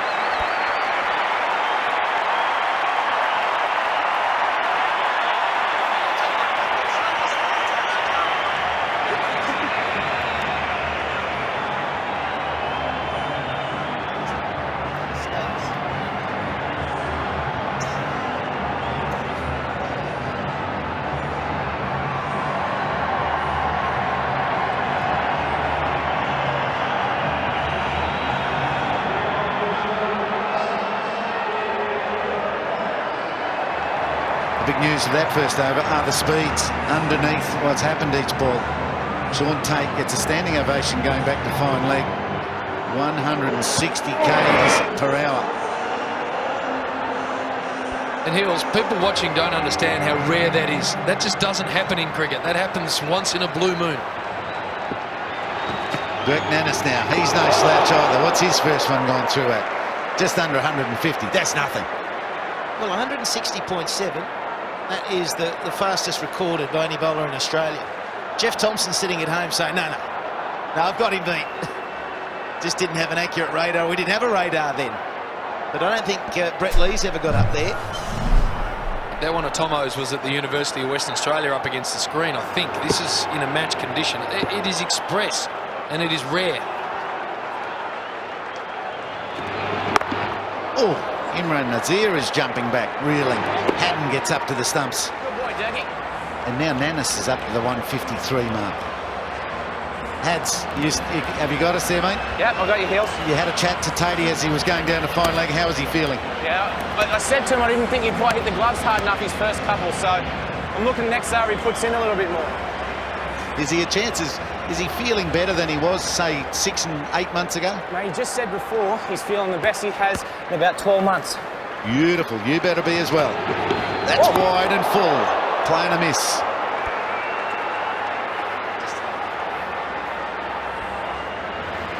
Had slats here. Have you got a couple of extra stakes on those hands of yours? Oh, I need it. It was, I don't think I've ever kept to 160 before. I'll tell you what, though. The batters weren't too happy when they called a wide.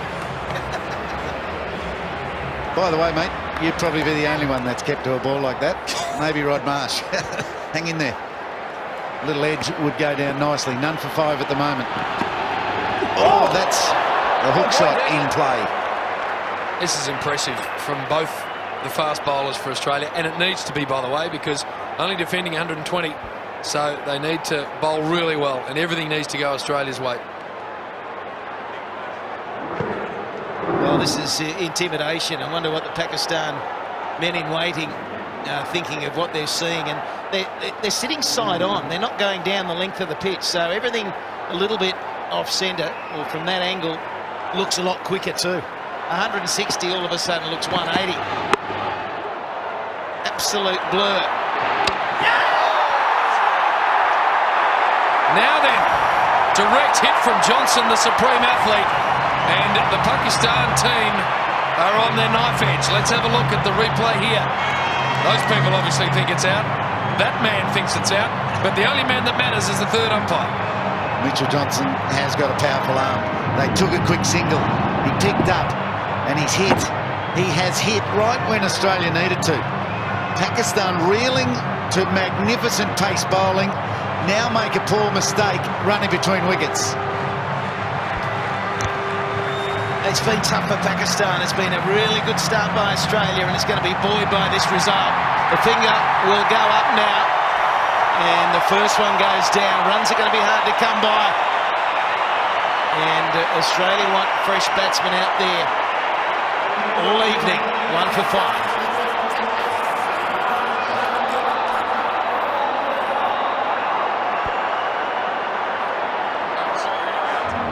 The 2020 International, the MCG.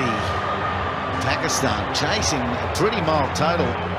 127 Australia posted. They're 1 for 5 in 1.5 overs. That's 11 balls of sheer pace. That brings Cameron Akmal into the crease. He's adjusting his rib protector as well. He's got the chest guard on. He's not on strike at the moment. Imran Farhat. Does he bounce one over the head of Nanis? He doesn't. Australia keep it to just 1 for 5 after 2.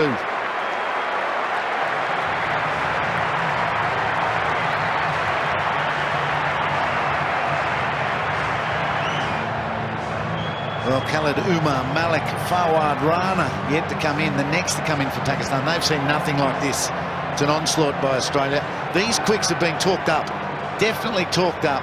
They have got some pressure on them to perform, and they're doing it so far. 1 over from each end, and Michael Clarke, the 2020 captain, is able to have 3 slips in place. Here's the Wild Things 7th ball. Into the pads of Akmal, and down the other end he gets. And again, over 150, but tell me the fielding side of the Australian cricket team isn't important. Tell me Mike Young's job isn't huge, because this stuff happens when Australia are in the field all the time. That's a one-handed pickup from a fast bowler, and then with one stump to look at, he's throwing them down. Yeah, agility, and then a real instinct as to what end to go. And how cruel is the game of cricket? Imran Nazir just arrived from Pakistan 2 days ago, and he's lasted 5 kills. Nasty ones too. Nasty ones. He's been reeling back Nanis and hoping not to face Tate. This one, 154, bouncing, good length, good length. Farhat's supposed to be scoring runs off this. They've got to get 7 runs and over. Good luck. Reckon the slips are saying, "Here, gee, I hope I get an edge here." No. Well, that's smashed. That's the gap that's been left for that shot, and that shot only. He gets 4. It was a hard volley, even though it came at 153, and that's well played. Big gap there, he got the ball through. Even at that speed, these players are good enough to get the half volley away. That was very nice batting. Slats, I'm going to ask you a question, because you were the last with I think it was Greg Blewett at the time to face bowling like this when Shoaib Akhtar was in Australia, consistently in the 150s and up around 160 after this ball. I'm going to ask you how that felt from 22 yards. Again he edges. The slips come into play. Too far. Going to get back to that question because there's too much happening out here. Tate on fire, and the Australian fast bowlers are getting the job done. 127 to defend. You need early wickets, and Sean Tate has been super impressive. Pakistan reeling 2 for 10.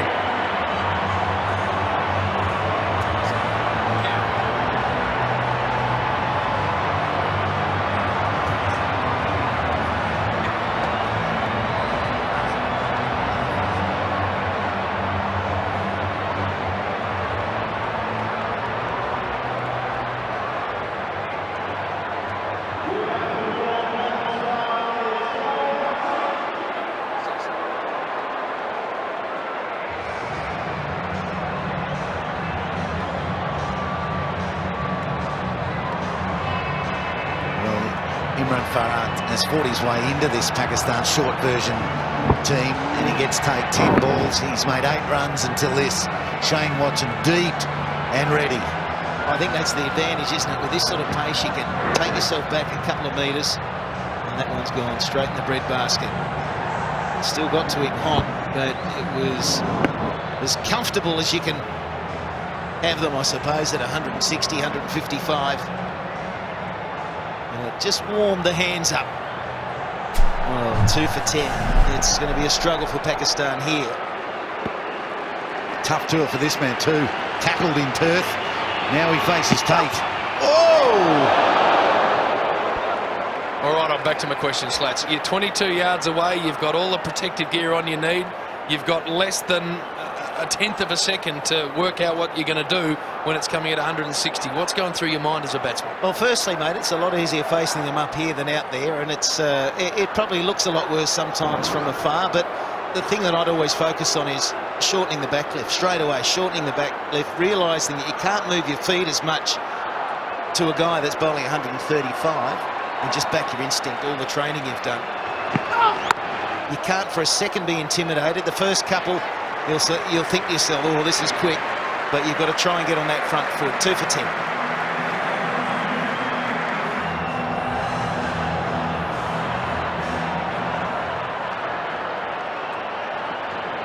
Bustling Dirk Nannes across the right-hander. Cameron Akmal has been down the other end. That's just his second ball. The Australians keeping it to 2 for 10 into the 4th over. Just finishing with pace, JB, I think the other thing is that when guys are bowling 155, 160, they're normally a little bit loose as well. You're going to get that full one, you're going to get the short wide one, and you can sweat on that a little bit. Keep those good balls out, and then you can really punish those loose ones. Like that. There's no one out there. Akmal makes use of the gap. Will it get there? No.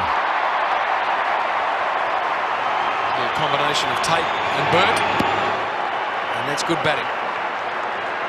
The initiative's been taken away from the Pakistan batsmen by these fast Australian bowlers, and these boys are going to try and get it back, and that's well played. Yeah, don't worry about Pakistan. They only need still 6.9 runs per over. They can get them. They can certainly get them. Umar Akmal is in next. Shoaib Malik, Fawad Alam, Rana Naved can hit it. Umar Gull has hit a big ball or two this summer. So this is their chance to get over Australia. No matter if it's a 2020 or not. Take the chance. Well, there's no doubt, Hills, they can definitely do it. And I just feel that the Akmal brothers are the real key tonight. Cameron Akmal, he'll play his shots. Umar Akmal, the younger brother, he'll love this form of the game. You're not going to get in trouble for playing the real woeful shot. Because you've got the licence. I just think that they'll be the key. There's no doubt. One partnership and they'll start to believe.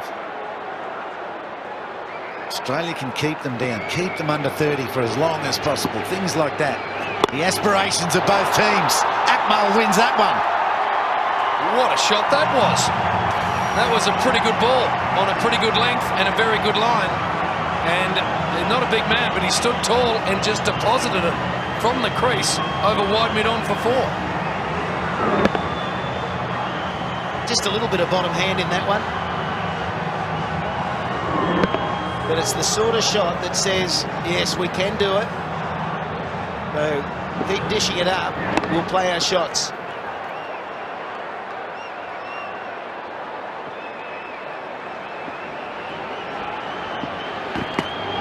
Akmal over cover this time, just. And now off they go. Looking for 3, but no way. Bit of luck.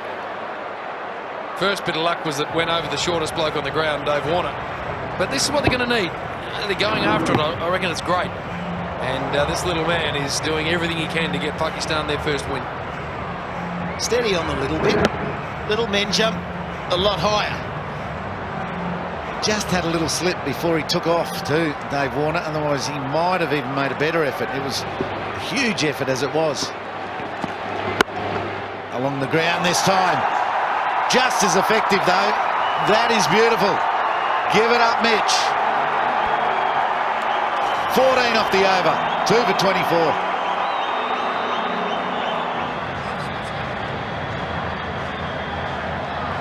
Tate 1 for 10. Nannis none for 14. Nannis has gone maiden, 14 off in his 2 overs. And now Tate's off. And a man who's not too shabby is replacing him. Mitchell Johnson gets it through. So no respite for the Pakistan batsman. Look at that average of 19. So Mitchell Johnson can get the ball really slapping into the gloves of Brad Haddon, but that was an impressive 2-over spell from Sean Tate. Right, well, Mitchell Johnson will be keen to follow him up. Khalid Latif is the batsman on 1. Johnson's first up, aimed at the chest and hits the boundary.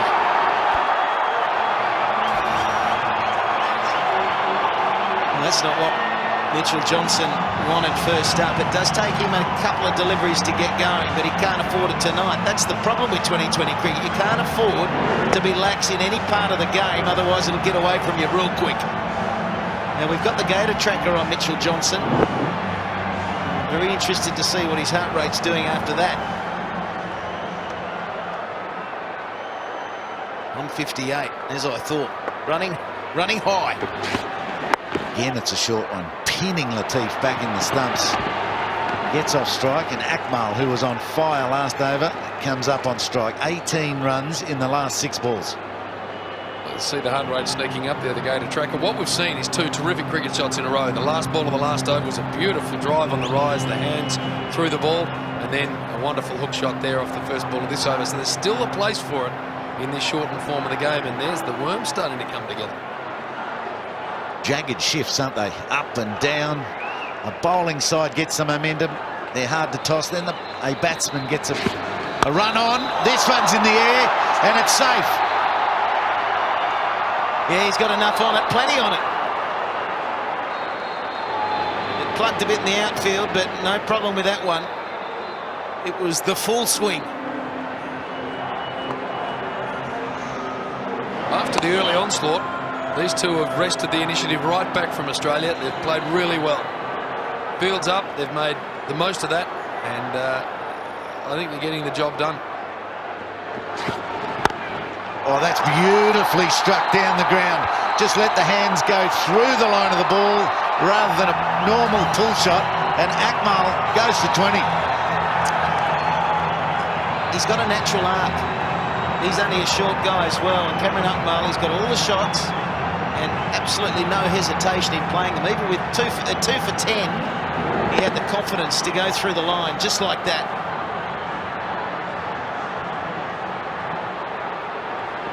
Comfortable on the back foot. Now he's on the front, but it's too wide. Bowl it again. 19 off the last 6 balls he's faced, the little man, before that one, and that's a wide. Now some real thinking needs to go into what Michael Clarke's going to do. Watson's starting to warm up, so he looks like he's coming into the attack. I think a few of the minds out there just getting a little scramble, and you can't blame them. 2 slips. Can he get it up there? There it is. It's straight enough to hit down the ground again. Mitchell Johnson stands with hands on hips. He's not sure what to do. Akmal's in charge. No, he's getting pummeled.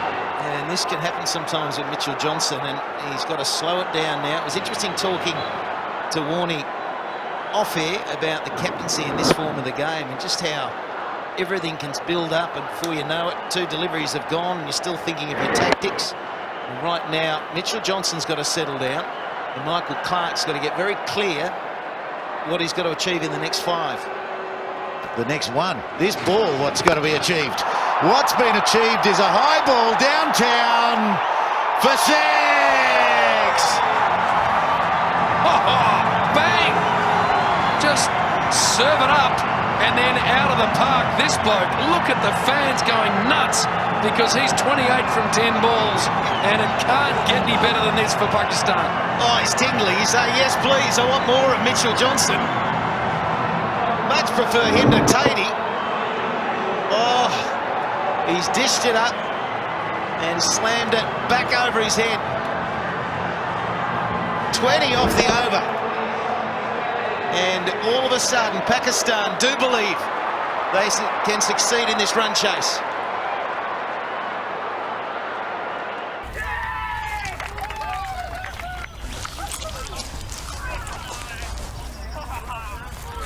Should have gone to Specsavers. Book an eye test online with the test experts. So at 2 for 44, we'll have a quick change over in the commentary box. It'll be Bill Laurie, Mark Taylor and Shane Warne. Thank you, Michael Slater and Watson coming into the attack, and this crowd is really buzzing at the G. 2 for 10, and all of a sudden, in the blink of an eye, it's 2 for 44. The Pakistan fans are going mad, and so they should, because Cameron Akmal, the hero, 28 off 10. Watson, straight to cover, dot ball. It's all happening, Mark Taylor. 20 from the last over. Mitchell Johnson, Cameron Akmal, that was unbelievable. That was just terrific batting. And yes, people at home would probably think, yes, it's slogging, but it's controlled hitting. He's hitting straight. He hit most of those 20 runs straight down the ground, back over Mitchell Johnson's head. He's got a lovely slower ball. He bowls at his best around about 155 Ks. That's not easy to do. That's just outstanding batting. Well, swing and a miss. Watson's been in form all summer. Can he slow this run rate down? But Cameron Akmal's really turned it on.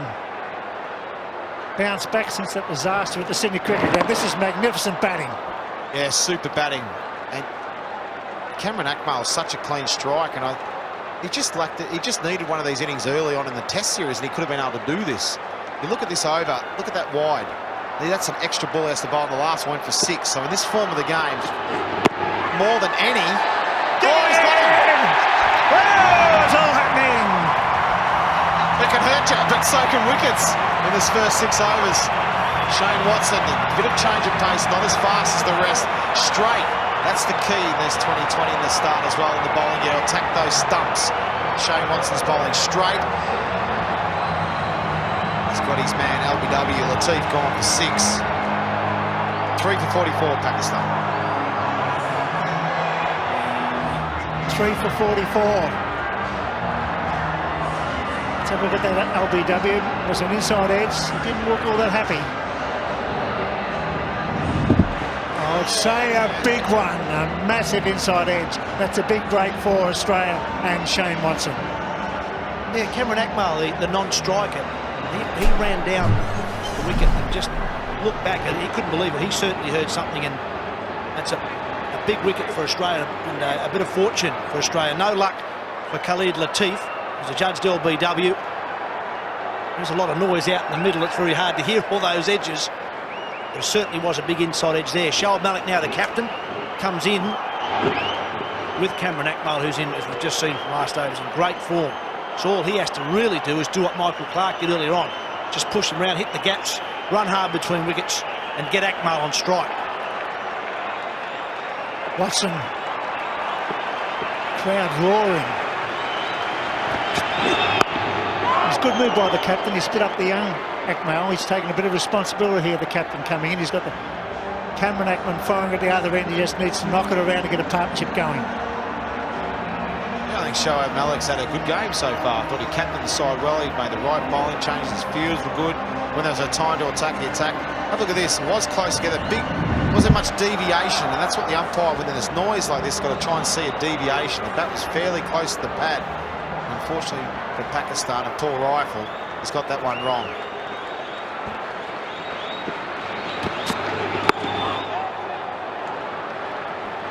We talk about technology and things like that, but in a funny sort of a way, the vagaries of the game of getting a bad decision at a bad time and sort of stuff still has, yeah, it can cost you, but it's a talking point, and it can also create just, you know, oh, come on, that's not out. Look, he's hit it.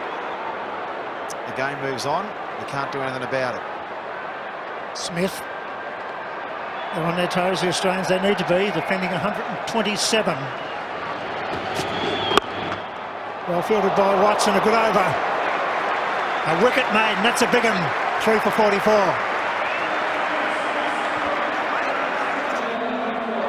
'84 off 84, 7 wickets in hand for Pakistan. Mitchell Johnson, 1 over, no wicket for 20. Nicely played, soft hands. Should be looking for two, happy with a single. The Aussies won't mind that too much. May well have even been a ploy for Mitchell Johnson to bang it at the body of Cameron Akmal. He works it down for a single and it gets him off strike. This is something that I'm sure bowling sides now work at, is they see a guy like Akmal who's on fire out there, 29 from 11, 3 4s to 6. Get him off strike as much as you can.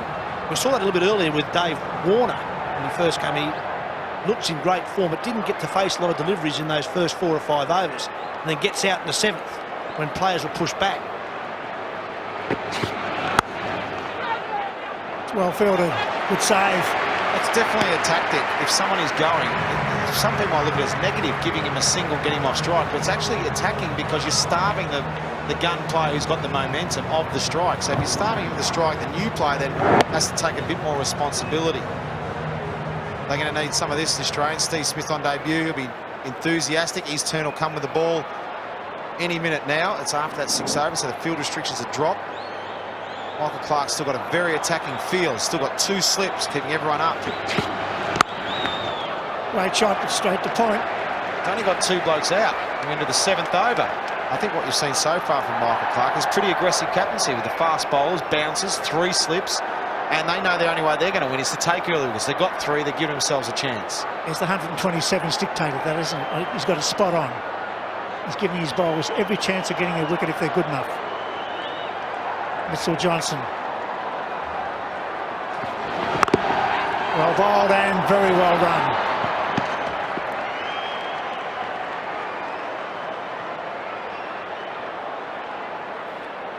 Cameron Akmal really has become the key for Pakistan right now. Umar Akmal is the next man in. He's also dangerous. He can score quickly. Australia will feel if they can pick up Cameron Akmal in the next few overs, they are right back in there. Well, that wicket's got them back in the game, but you can see that the Australian batting worm went downhill. That's a good bounce, and got a long on now. That's a good move by Clarke as well. So if he's going to hit, he'll have to hit squarer or go over mid-off. I don't mind this, actually. He's got 3 blokes on the onside, all on the fence with no mid-wicket. And it looks like Mitchell Johnson, OK, if you want to play those shots now, to that short pitch ball, where are you going to hit it? Third man's back and points back now. The only thing is over, up and over slip. Third man's quite wide.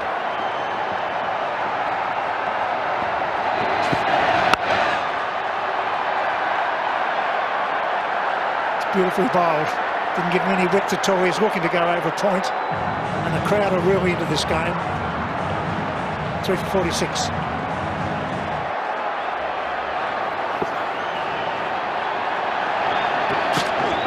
Now it goes past cover, but just a single. That means Cameron Akmal on strike to Shane Watson. It amazes me with this game how quickly things can change.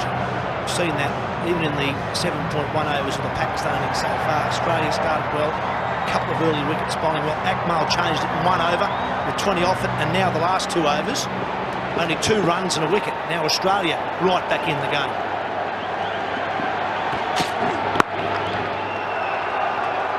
I suppose, Warnie, as you were saying early on, it's like all forms of the game, wickets are still the key. You can keep picking up wickets, you can have a batting side in trouble.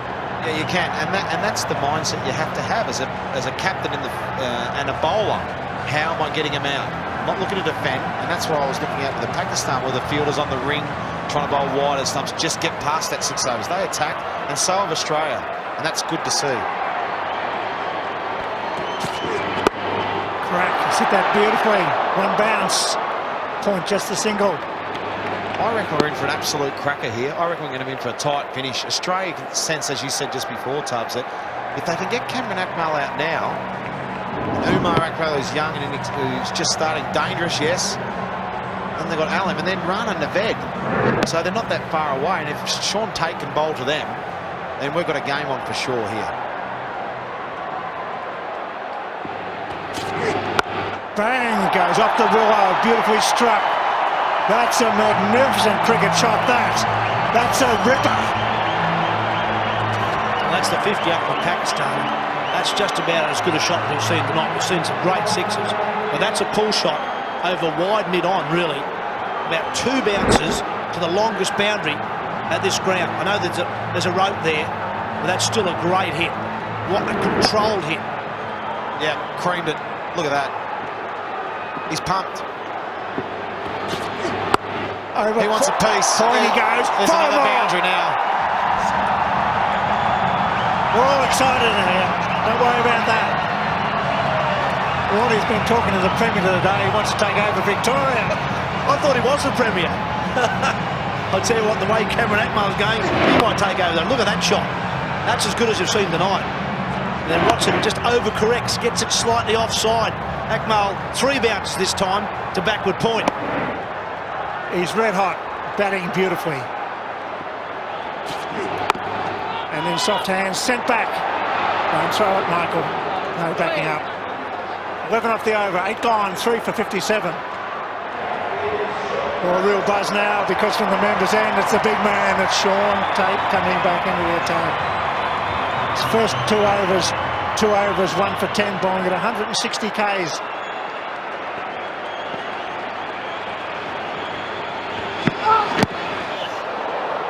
It's well run, it's good cricket. This is when you find out who your partner is when you get away from the cricket. Get down on non-strikers, then Bobby Simpson would say. Hey, you and Simo would have been good, wouldn't you? I reckon you would have met in the middle. Just shows you though a bowl can have a big influence in a 2020, and Tate has tonight. He's really turned it on for this big crowd. Genuine pace. Akmal on strike. Nicely bowled and well played. Sensible cricket. She throws the lead, doesn't he, Sean Tate? Here the grunt as he lets the ball go. He sort of jogs in, but then everything happens in that delivery stride. And I just wonder what it's like from a keeper's perspective. Brad Haddon's out there. How quick's Tatey bowling, mate? That first over tub was what the quickest over ever kept to. Just give me 2 seconds to get through these balls so he doesn't knock me block off.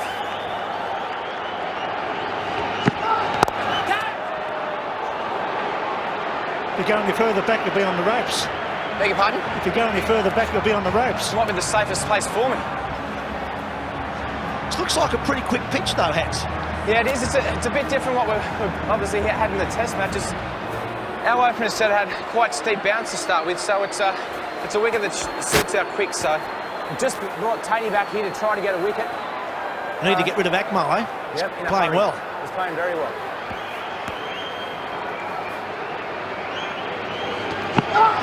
Catch! Yes, he's got another one! That's beautiful bowling, 150.5, and all of a sudden, that's 4 for 59. Well, great work from Sean Tate, great work from Michael Clarke. He's brought back his speedster and it's worked. It was a attempted Yorker, I reckon. Ended up being a low full toss. Shoaib Malik chips it straight to Travis Burt, 4 for 59.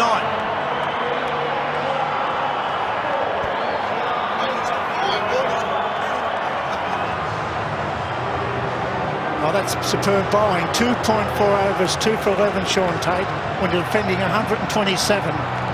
He's really giving the captain and his team a chance.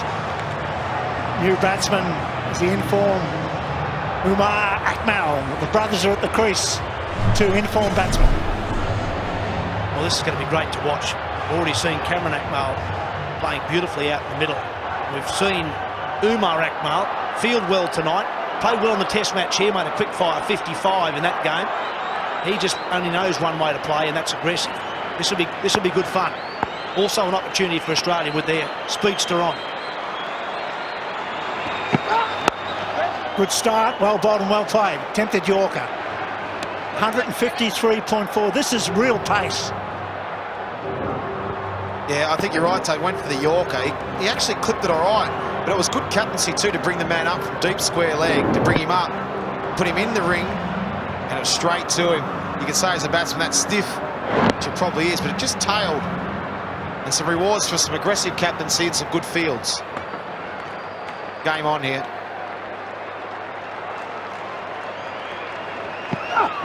Whoa! Superb bowling by Tate, 4 for 59.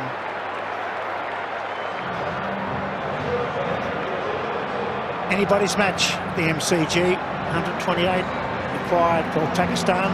got 6 wickets in hand. 4 for 59. The run rate's okay.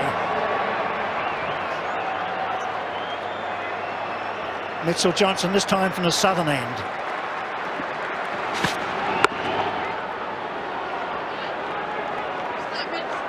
Mitchell Johnson is now into his 3rd over. So we've got aggressive bowling from both ends. Australia still haven't used their 5th bowler as yet. Mitchell Johnson's last over went for 20. But now the pressure has gone back on the Pakistani batsmen who've lost a couple of wickets in recent times.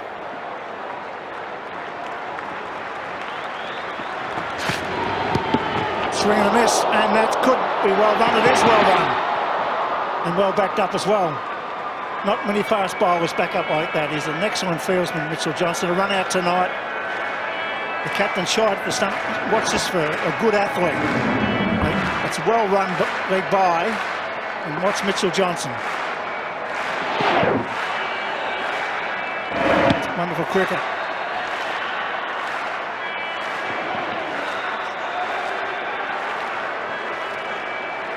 Interesting time for Michael Clarke now also to when he brings in the 5th bowler. We've been talking about it for the night, about how do you get your 5th and 6th bowlers, when's the right time to bring them in. He will feel at the moment that he's just got a couple of wickets and he's starting to get his nose ahead. Hence bringing Sean Tate back, that worked.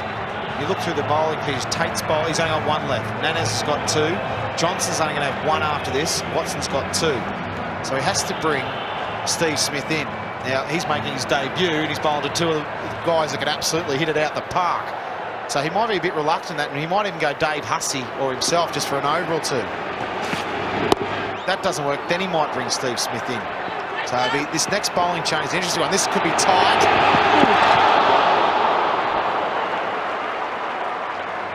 Yeah, there's no doubt that Steve Smith's probably picked as the 5th bowler, but he certainly has got some options, Michael Clarke. I think Cameron White's also a chance at the bowl. David Hussey, the thing about David Hussey is he rips through his overs, doesn't he? He bowls an over in about a minute. He can get through those 6 balls really quickly.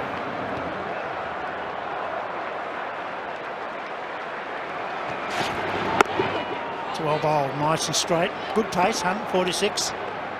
And some of it could be dictated at the start of an over. Who's on strike? If Cameron Akmal's on strike, you might have to go, well, you know what? I'm just going to go 1 more over there and bowl him out because I have to take that risk. If Umar Akmal's on strike, the new batter, I'll say, right, OK, Steve Smith, come and have an over now.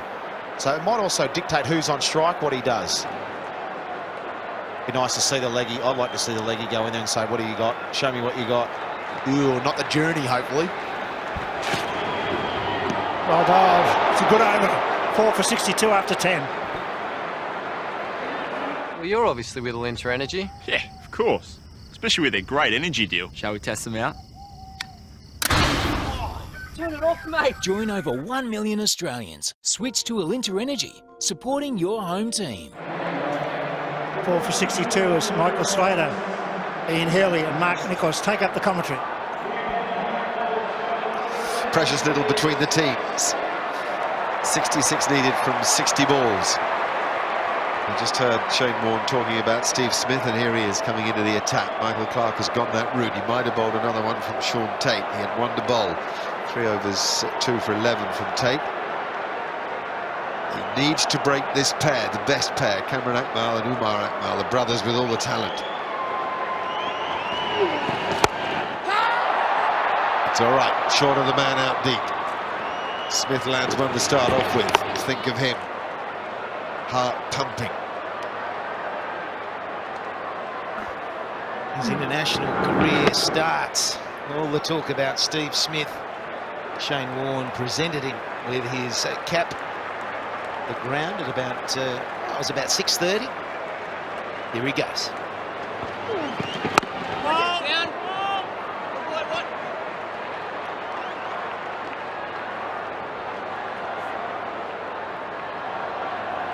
Well, he's come in and landed a couple, which is good. He had plenty of bounce from that previous delivery there. It's a very good start. 3 balls for just a single. The toughest craft in cricket, leg spinning, not normally associated with shorter forms of the game. It took a couple of years for Warney to even prove his worth in 50 over cricket. Now this man's in 2020. The thing is, he's so young. He's 20 years of age, and he's on this steep learning curve. He's ticking boxes everywhere. He's been outstanding with the bat this year. His bowling probably hasn't got him the wickets as consistently as he would like. He's had his moments, though. It's the leg spin that will always improve. It's a terrific stroke. Enormous amount of strength involved in doing that. Cameron Akmal hits a needy boundary.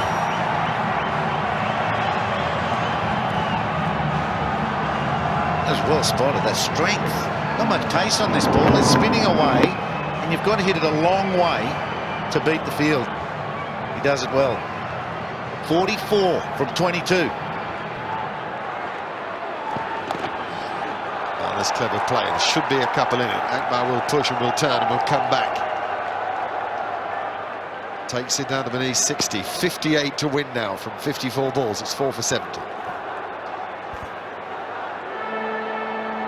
There are the hard, cold facts. Australia bowled out by Pakistan for 127. A superb display in the field and with the ball. David Hussey was the one batsman to make something of the Pakistan attack tonight in true sort of 20-over form. Michael Clarke hung around but wasn't quite at his best. There were a few lusty blows from David Warner at the beginning. Now Dirk Nannes back into the attack. Still 58 needed to win it for Pakistan. Nannes worked up ahead of steam earlier on. The Akmal brothers at the wicket. Rana's got the helmet on too. He's ready to go. Some big hitting maybe next. Forward alarm not so ready. Safe. Safe. Good smart work by Smith to save the boundary. Umar's brothers going at the other end, 46 from 23, but Umar, he's searching for his first boundary. He wants to get a full-blooded shot away. That could have been an edged boundary. Just looks a little hesitant at the moment. Michael Clarke has kept that slip in there. He had 3 slips for Tate at one stage. He's had 2 slips for all the seamers, and he's now down to 1. But still he's attacking. Still he knows that wickets win this game. And it's great experience for Michael Clarke, because this is a tough 2020 victory if it's going to be that. Nothing has been easy. He's had to think about every bowling change. He's had to back some bowlers. He's now got to give enough support to his leg spinner, the 20-year-old Steve Smith. If he gets over the line here, it's great credit to him and Australia. They'll need better than David Warner showed there. Yes, he's got other options. He's got himself for a start. He's got David Hussey, of course. So he's not limited to Smith only. David Hussey is a very accomplished 2020 off-spinner. He showed us his talent with the bat, gluing things together for Australia when it looked as if they might even make 100 at one stage. 127 was the final total. He was unbeaten with 40. Now Pakistan 4 for 74. 54 needed 50 balls. This could go to the wire. Well, it shouldn't. If Pakistan bat well from here, they should get there and get there nicely. Not with plenty of balls remaining, but they should be able to knock them off. I think Australia are going to make it difficult, though. Alarm next, and then Naved. So, as Ian Healy was saying, there is some hitting to come. They're ready to go. They don't want to get out there too soon. Forward alarm is the man without the hat on, smiling, chewing, nervously moving his legs. Rana has the helmet and gloves on. He's going to hurdle that Gatorade sign and get out there before forward alarm has got his helmet on. Whoa, there's a club. What's more? It's maximum. And it's 50 for Cameron Akmal. Breathtaking show from him. This is some innings we're witnessing here. Cameron Akmal has kept well, and now he's batting beautifully. It's been forceful hitting. It's been smart hitting. It's been huge hitting. He's played the whole range of pull shots. He's played pull shots down the ground, and now he's going straightish mid-wicket. wherever the bowlers want to pitch it. If it's short, and straight, he'll go over square leg. If it's short and a little bit wide, he can bunt it down the ground. Keep your head, brother. That's what he's saying to Umar Akmal. Keep your head.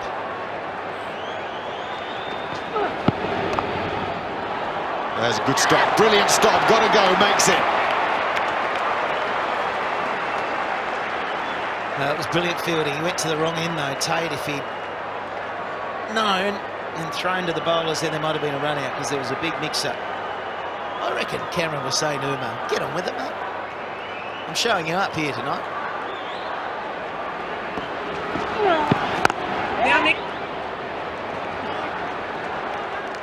Four fielders in the ring are Tate, we just saw, then Clarke at extra cover and a short fine leg, but still a slip.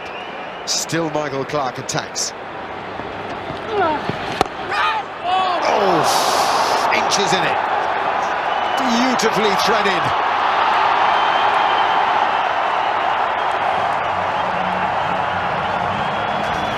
Well, this is very smart stroke, and you just notice how he opens himself up. It's so nicely executed. To sort of slice it perfectly into the gap took some effort. He achieved it though, Heels. Sensational. Width of spin, sure, but to go a metre outside your leg stump. There's some power in that stroke as well. Now, what Akmal is doing is making Steve Smith struggle for length. When he gets inside out to that full ball, it drags Smith back a bit, and then Akmal's got the presence of mind to sit on the back foot and play the pull stroke. A real test for Smith. Well, look at the equation now, Nico. 40 from 44.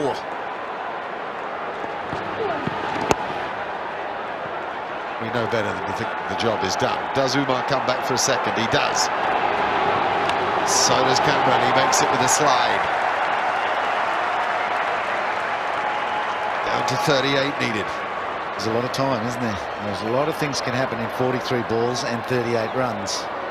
But Australia have got to find something special to create something about now, because Pakistan have got plenty of ammo still in the dugout.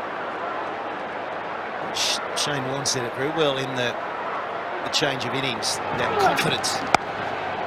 And they've turned up tonight and were probably written off because of their underachievement to this point, but they're world champs in this form of the game. All for 91. How good's that is, we thought we'd get past the 60,000 mark tonight, and we have. They turn out in force in Melbourne. And they're loving tonight, though the vast majority of them will feel a bit threatened here. Pakistan needing 37 of 42 balls. There are Pakistan supporters in the ground. They've made themselves heard. They've had a miserable time of it in this last 6 weeks or so. Oh, it missed. Oh.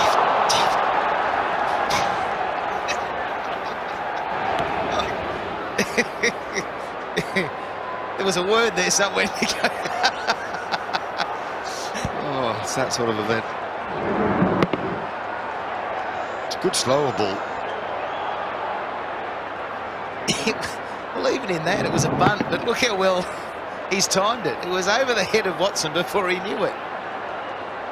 The thing is with Watson, though, he's got the ability to get the breakthrough.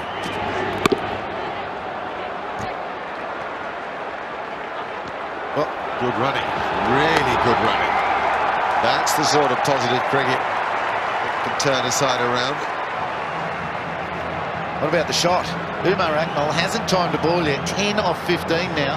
Look what he's tried against Watson. A crossover step towards him. Then he bails out of it and still picks up two. He's starting to move.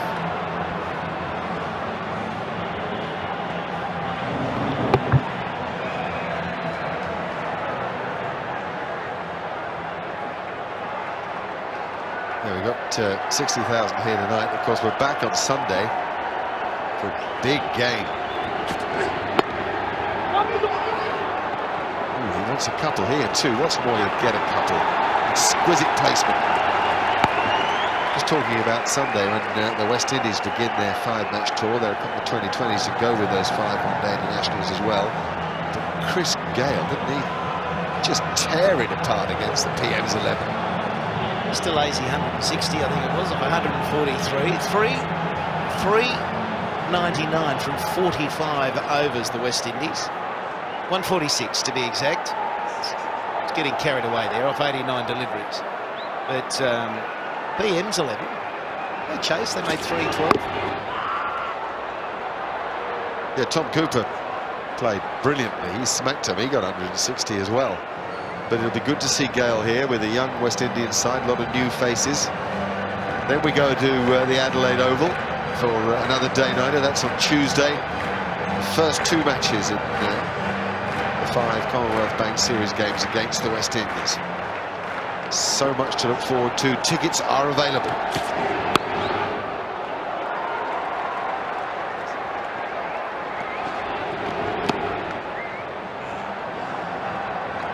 .37 balls left for Australia to bowl. The Akmals are starting the motor 38 from 31. Now they need to double what they've done, and their country is home. Well, what they've realised at the moment is that singles do it, so take singles. Can they hold their nerve? Difficult thing to do when you're pumped, when the adrenaline is ripping through the veins. Oh no! He's kidding, and it's Mitchell Johnson. Of all the men in all the world, is that a game breaker? It's a face that suggests it might be. It's 4 for 98.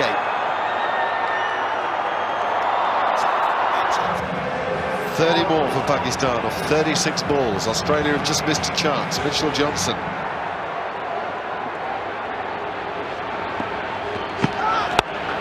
Oh, now that is out. Believe that. Every time Clarke has turned to Tate, he's done it for him. Akmal gets a life, and then he falls. And he's looking skyward, he can't believe it.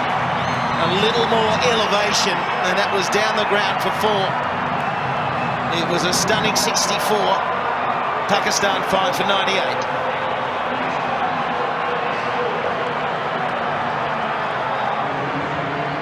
Dramatic 2-ball passage of play.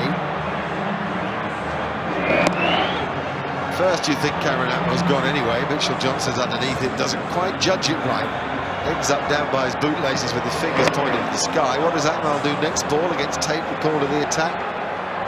Just smacks it to David Hussey at mid-on. He's gone for 64. Umar Akmal remains. Fawad Alam has come to the wicket. 30 are needed off 35 balls. And he couldn't begin to predict what would happen next. I can predict what Fawad Alam is probably going to try to do, knock it around.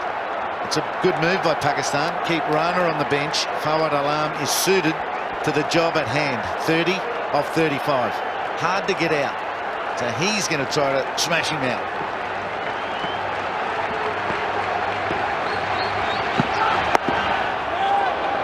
There's a sense of the pace of the ball. 152 kilometres per hour. Well, he loves this form of the game, Sean Tate.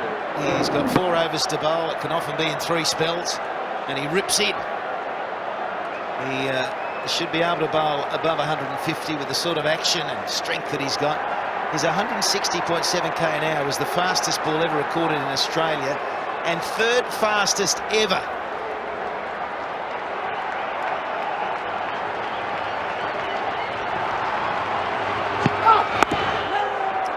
Clarke's doing the right thing. Just to, sorry, Slats, to interrupt you, but 2 slips and 5 fielders saving a single. Yeah, just to finish it, the 3rd fastest ever. The 2 quicker than that. Brett Lee, 160.9, and Shoaib to 161.3. Both of those in the 2003 World Cup in South Africa. So, fastest ever recorded in Australia, 160.7. I said earlier, Jeff Thompson, shaking his head, disagree. They'll sacrifice pace any time now for a wicket. And he did just that, but didn't find the wicket. That was the slower ball at 127. Still hit him in the helmet. Fawad Alam could have got hit in the helmet by a 160 k ball. He got it from the slow one. Donk. Well, too many dot balls here. And Sean Tate with his best figures in the 2020 National, 3 for 11. 2 balls remaining. Pakistan, they cannot chew up dot balls. Got to be busy, a runner ball at least. Well, they probably figure C Tate off, which they have now almost done. Just 1 ball left for Tate. At the moment he has 3 overs and 5 balls, 3 for 12. Startling figures. They still need fewer than a run a ball. 5.6 and over required to win the game, so it can be 1 in singles. It's about cool heads. Do Pakistan have it?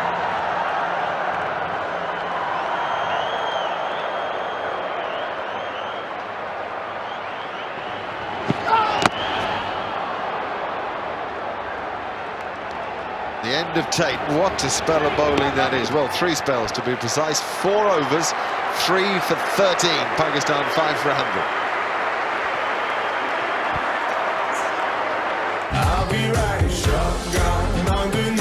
For over 20 years, CommBank has been supporting women in cricket so that thousands more girls can. CommBank, proud supporter of women in cricket.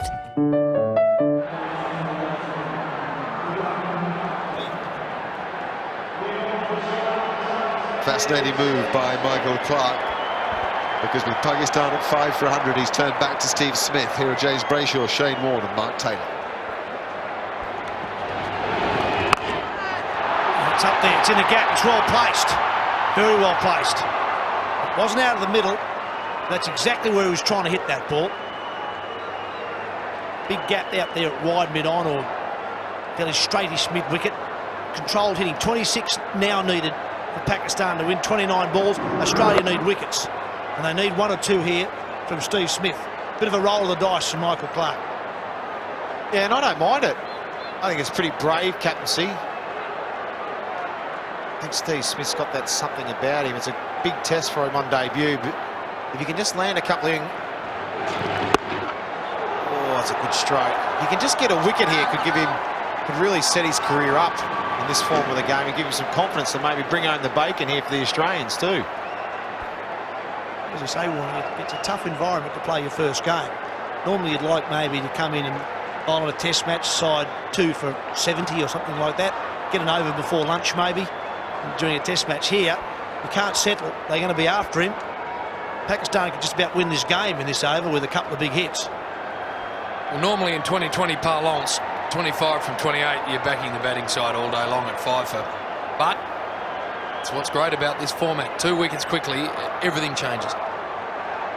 He's got a slip in now for the left-hander.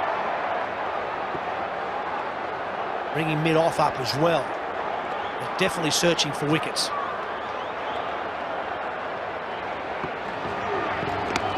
Yeah, straight to him. Great captaincy, great bowling, and Australia back in it. That's what we're calling for. This could really set him up. Brave and courageous captaincy and courageous bowling too from Steve Smith to come back in here, put the slip in as well. And here we go, see what you've got. Boom, Nick, out. Steve Smith has got that X factor. He's got something about him. It's a well-fighted leg. He just shaped away from a bit and went straight to first slip. Now it's down to the bowlers. Naved's going to be... Alam's on his way. Naved's coming in. Ooh, we've got a game on here. Pakistan 6 for 103. Well, once again, the game changes here. KFC 2020 International. It's been a terrific game, not a high-scoring game. It's been a good contest. 6 for 103, Pakistan. They need 128 to win. Still the slip in place. What it proves is they don't have to be high-scoring games to be high-quality games. It's been tight, and this is the wicket. And Shane Warne called it beautifully. There is something about this young man. Beautiful hands. White's hands are always good. Massive wicket. And when there is something about you as a cricketer, you can notice it. And these are the times when you want the ball in your hand. The game's in the balance. Give me the ball. And it was courageous captaincy, as we said, from Michael Clarke, but then it's still up to the youngster, Steve Smith, to deliver the ball and put it in the right spot. Bang, there's your field. You put a slip in. Here's a young guy making his debut.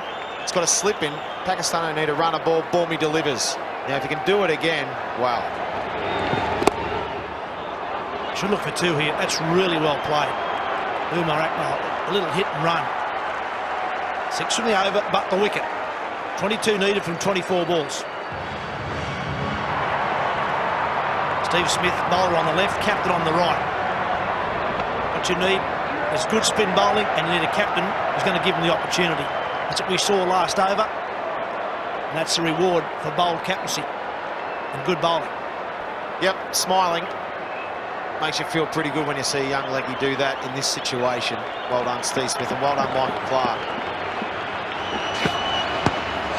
Oh, that struck him. Oh, that could be a nasty one. He seems to be okay. I thought originally it might have got him up underneath the helmet. I think it's got him in the upper chest. And he's pretty tough running a vet. Jeez, he's pinned some blokes this summer. Mitchell Johnson, hasn't he? That is just straight into the breastplate. Neck sort of area. A lot of blood rushes into that zone. I tell you what, he's worn it really well. Runner. He has not budged. Stood up and copped it. That's great to see. How tough is he? That was a flush blow to the neck. And he just shook it off and said, righto, that's the best you've got. I'm ready for the next one. And just quietly at 150k as well. Rocky Balboa, here we go. Look at this. This is a real pace. Look at this. Boom! Gotcha. That's okay. The Mozzies are bad out here today, are they? Look at this. Yeah, it's about it, Mozzies.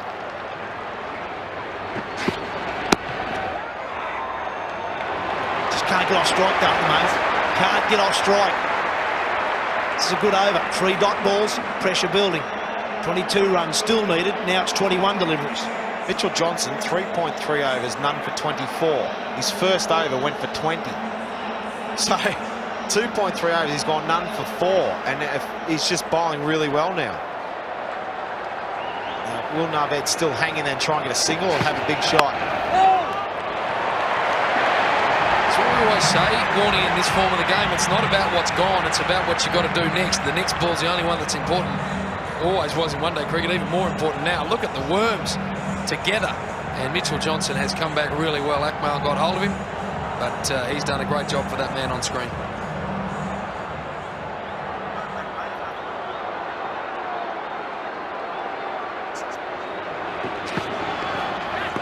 Another one past the edge. Well, he's already bowled one, mate, and this could be number 2. Tipsy, you look at that graph there. I suppose if you look at the 2 worms and you say who's ever above each other is in front in the game. Well, the leads change 1, 2, 3, 4, 5 times in this, 16.5 overs. That's how many times either Pakistan were in front in that graph or Australia were. And that's the beauty of this game. No matter what happens, I think we was talking about Akmal took 20 off an over, but then there was a wicket made and boom, Australia back in it. It changes so fast, and I think that's what appeals to everyone about this game. Oh, straight to backward point. That's a maiden. Can you believe it? The 17th over is a maiden. 6 for 106.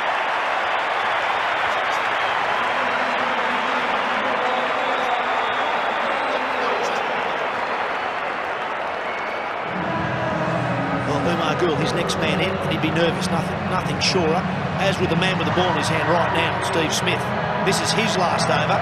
He's got 3 overs, 1 for 24 at the moment. Big over, this one. Just be a single, he tossed it up. Good to see. And you sense now this is the over.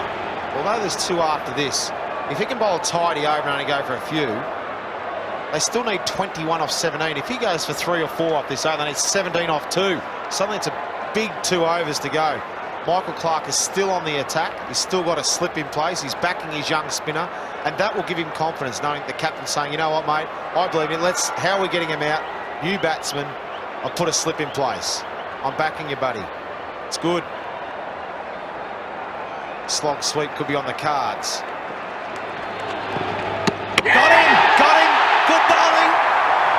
The leggy's done it again. Naved's run down the wicket, played all over it, and Hatton's done the rest. Had the courage to keep throwing it up there. Naved, maybe a bit shaken up from the quicks, says I'm going to go after the spinner. Smith once again delivers it. You can have all the confidence in the slips as we're talking about, you still have to deliver it. even inexperienced, there's something about this kid, Steve Smith. He's good. To have this courage to throw it up, bowl your leg break, toss it up, risk getting hit down the ground, and deliver in this pressure. Well done.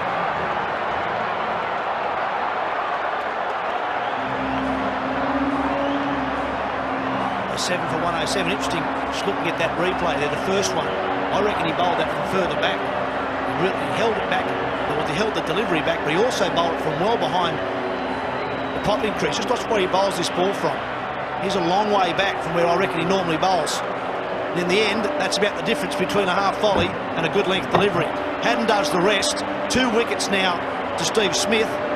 Oh, look at that turn. Water. That'd get you excited, wouldn't it? Yep, smiling.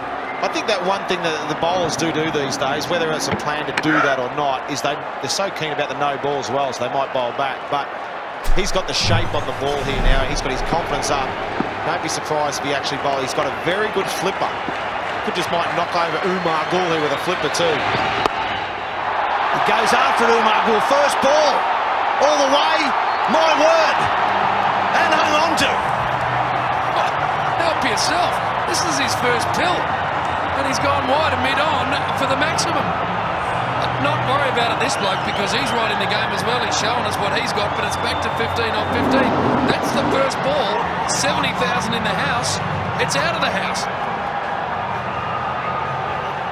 Got greedy, Smith. Went for the loopy leggy, see what you've got. Umar Gul said, I'm going to put this out of here. Give him the flipper, Steve Smith. You've got a good one. Give it to him. Well, he's actually got 5 men up inside the circle. He can actually have mid on back, but he's keeping him up. Still there for Umar Gul if he wants it. And it's now back to a run and ball with that 6. That was a big blow, that. 14 from 14 needed, 3 wickets left.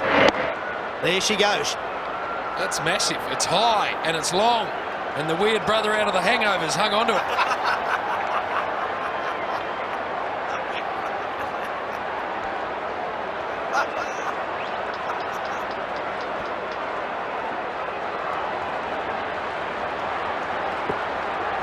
Two balls left in the over.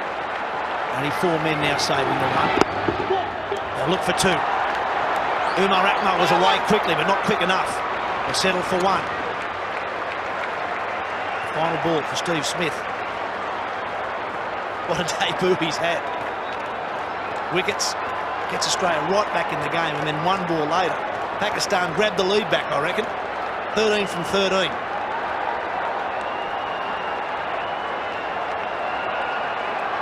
Minon's now gone back for Umar Gul. Still a slip though.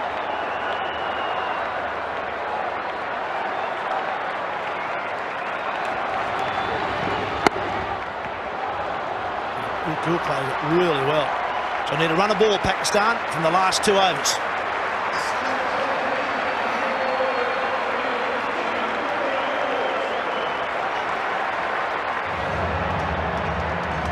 Note there in the Australian innings, 127 they made from 18.4 overs.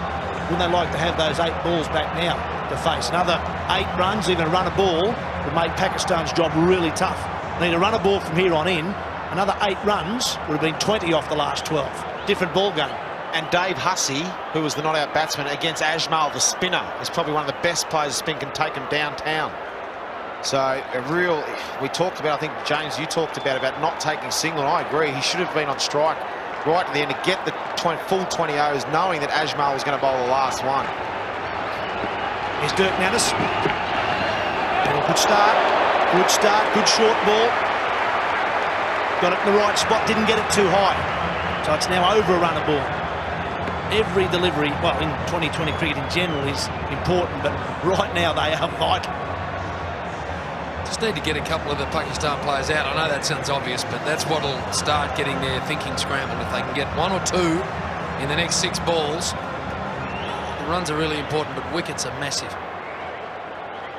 I reckon Umar Akmal, if they can get him, suddenly 2 fast bowlers talking about what we should be doing.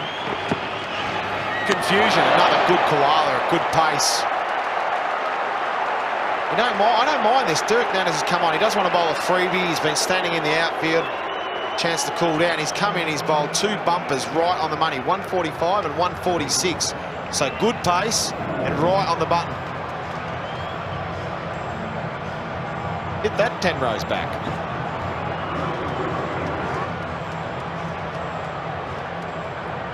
Michael Clarke's still got 6 men inside the circle. Got a slip. 5 others saving 1. Swing and a miss. This is good stuff from Dirk Nannes. Really has found his niche, cricket really, in this form of the game. Geez, this game's ebbed and flowed. It's an amazing story, Dirk Nannes.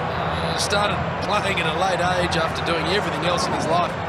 And you're right, he has been terrific tonight. And just when you think Pakistan are going well, Australia take a couple of wickets, and then we see a couple of sixes, it has gone one way and the other. Umar's going to get off strike. They'll drop the square leg back now. It's up in the air. Will it go to third man?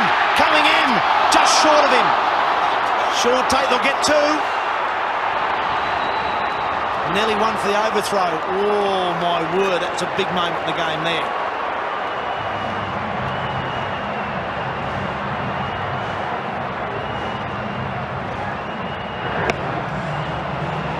Never been the money man under the high drop, Tate. And that was, to be fair to him, going to be a really tough catch. It's one of those ones where I think he did the right thing. He attacked it. He's looking for a catch. The only thing you could criticise him for was maybe not backing off at the last second and keeping it to 1. The good news is, though, they've still got Umar Gul on strike. So there's 2 balls left in this over. Still 10 to win for Pakistan. Mid-off now going back. Still a slip in place.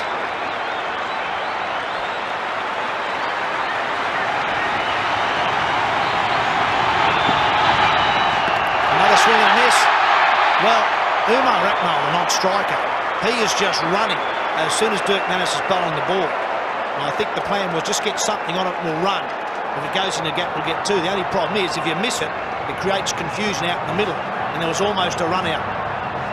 Yeah, Dirk Nannes generally at the end bowls really well, and he generally bangs it into the wicket. He's a bit different to most people bowling Yorkers. Now, this ball's crucial. Shane Watson's also going to bowl the last over for Australia. So Nannes, if he can just keep this to a single, like, you can get a single or a dot, they're going to need 9 off the last over. Crucial delivery here. Bowled him! Super over from Dirk Nannes. And boy, do we have a game on our hands. 2 runs and a big wicket to finish off the over. 8 for 118, and they still need 10 to win off the final over. That is unbelievable bowling. Second last over, just the 2 runs, and then the big wicket off the last ball, middle stump. He gave him a look at all 3 of them, did Umar Gul, and he was good enough to hit the middle one. I think it'd be fair to say that's a strange dismissal. You don't often say that when a bloke gets bowled middle stump. But he was flat out reaching that, Umar Gul. He made 10, but unfortunately couldn't get himself off strike. But it all comes down now to Shane Watson's final over. All young cricketers look away now. Do you think he was looking for a short one that he might just paddle around the corner to find leg? Yep. Look at that, he can't even reach that. It is good bowling though. He adjusted quickly. He did really well. He got Australia. He's given them a chance now. 10 runs off 6 balls. What a finish we've got to what's been an excellent game. Excellent conditions, big crowd. They've got their money's worth today. 2020, it's alive and we love it. Get the field right here. Umar Akmal on strike here. If they can try and just keep him to only a single to get the new batsman Ajmal on strike, you can build up a pressure. You've got a bit more of a chance to bring the field in and stop him getting a single. But get the fielders back, just the 1. Keep your mid-wicket in to maybe catch it if he flicks one off to a catch. Maybe a cover. Everyone else back. Single's okay. Wicket's better. And a big responsibility for Syed Ajmal here, the non-strikers here. He's got to look for 2. So he's got to back up well. And if anything's not straight to a fieldsman in the deep, or obviously play down in the inner circle, he's got to be looking for 2. And really, we're seeing the Pakistan innings at exactly the same stage we saw Australia earlier tonight. With his 2 as well, Ajmal, he can nearly sacrifice himself. He has to keep Umar Akmal on strike. Here we go, final over. Good strike. There's a man down there, straight to him. Hangs on to it. Dave Warner is the catcher. That's the big wicket. Pakistan are 9 down now. They still need 10. And there's only 5 balls left. That's the game, I reckon, right there. Akmal had to face 4, 5 of the last 6 balls for Pakistan to win. As it was, he only faced 1. He hit it straight down the throat of Warner, who took a good clutch catch. And that is a big wicket. Yeah, it is. And the other thing is, I think that's just a bit of panic from Umar. Yes, you need 10 off 6, but if you can get a couple of 2s or 2 and pick up another one, and then the odd boundary, the panic goes back on the Australian side. Bring the field in. They only need a couple to win. That's when he can take it over the top. He didn't need to panic the first one. He played well and smart for his 21. But now it's down to Ajmal and Asif to get 10 off 5. Good catch under pressure from Dave Warner too. Oh, what a game we've had. Yep, I hung on to it, you beauty. Look at the crowd in the background. Absolutely loving it. You can hear them almost beating through the glass here in the commentary box. Shane Watson with the wicket. And Australia now back in front of the game, but it's not over yet. It's not over by a long way. Mohammad Asif is at the non-striker's end. He's the last batsman for Pakistan. It's all up to probably Syed Ajmal. Here's Watson. Swings. Straight down the mid-on. Will only be 1. So it's now 9 to win, maybe 8 to draw, or 4. They need a boundary. Sorry, to tie, not to draw. What am I saying? Getting carried away. They do. And there are boundaries out there. Wide mid-on, mid-wicket is a hitting area. Although the fielder's going out there now. Thin edge that goes wide of Brad Haddon. That's a potential 4 as well. There are 4s out there, and 1 would really put the onus back onto Watson and Clarke. Needs an edge, doesn't he? Needs something through first slip. Gets it through the slips. They'll look for 2. They'll have to settle for 1. Oh, it's an in-between throw, and they got away with it there. It wasn't a good throw from the deep. Unfortunately for Australia, it hit the stumps. I reckon if that misses the stumps, there'd be an overthrow there. Yeah. Oh, just get in a good throw. Just, oh no, it's bad. 8 off 3. They just about need a boundary. They need a boundary the next 2 balls. If they can get 1 here, where's his shots? He can take it. Michael Clarke's still got mid-off up. He's got a cover. The old inside edge just past leg, stump down the fine leg. Boundary might be 1, a chance, but mid-off's his spot with him up. Swing and a miss. Now it gets real tough. 2 balls left, 8 runs. Oh, it's just unscripted drama, isn't it? That's why this is a cracking game. Australia, for so much of this game, we're out of it. And as we said in Perth in that second game of the series over there, good teams find a way to win. And it looks like Australia are going to do that now. Pakistan haven't won a test match all one day for the summer, and you would have thought they're going to win this 2020 when Cameron Akmal was going. They don't need a boundary here, they're gone. Hits him, they'll get 1. Well, it's a 6 to tie. Well, to follow on from your point, Warnie, they're 0 for 9 for the summer. 3 one-day, 3 test matches, 5 Commonwealth Bank one-dayers, and now the final chance they had was tonight. They need a 6 to tie it. And they'll probably take a tie. They'll probably take a tie for something in the something column. A 6 straight down the ground, a tie, and get half a victory. Was it Mick Malone and Wayne Daniel? Back at the old Waverley, I think it was, the last time we've seen it happen. In this country anyway. Geez, it'll take a mighty hit on this big stadium. Asif Mushtaba in Hobart. Steve Waugh bowled him a slower ball. He hit it for 6 to tie the game. Took about 17 from the last over. Correct.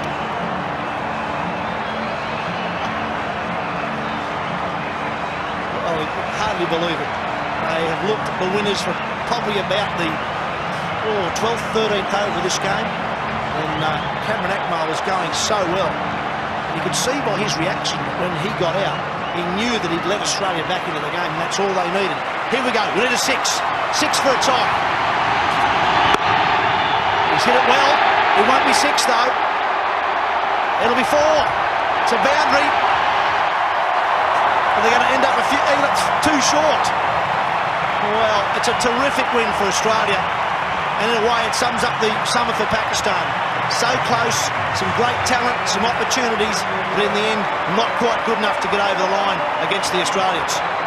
Gee, what entertainment this big crowd has been gifted tonight. It's been unbelievable. Not high scoring, but high drama, intense, tight, and in the end, the team that could execute in the big moments won. Yeah, fantastic.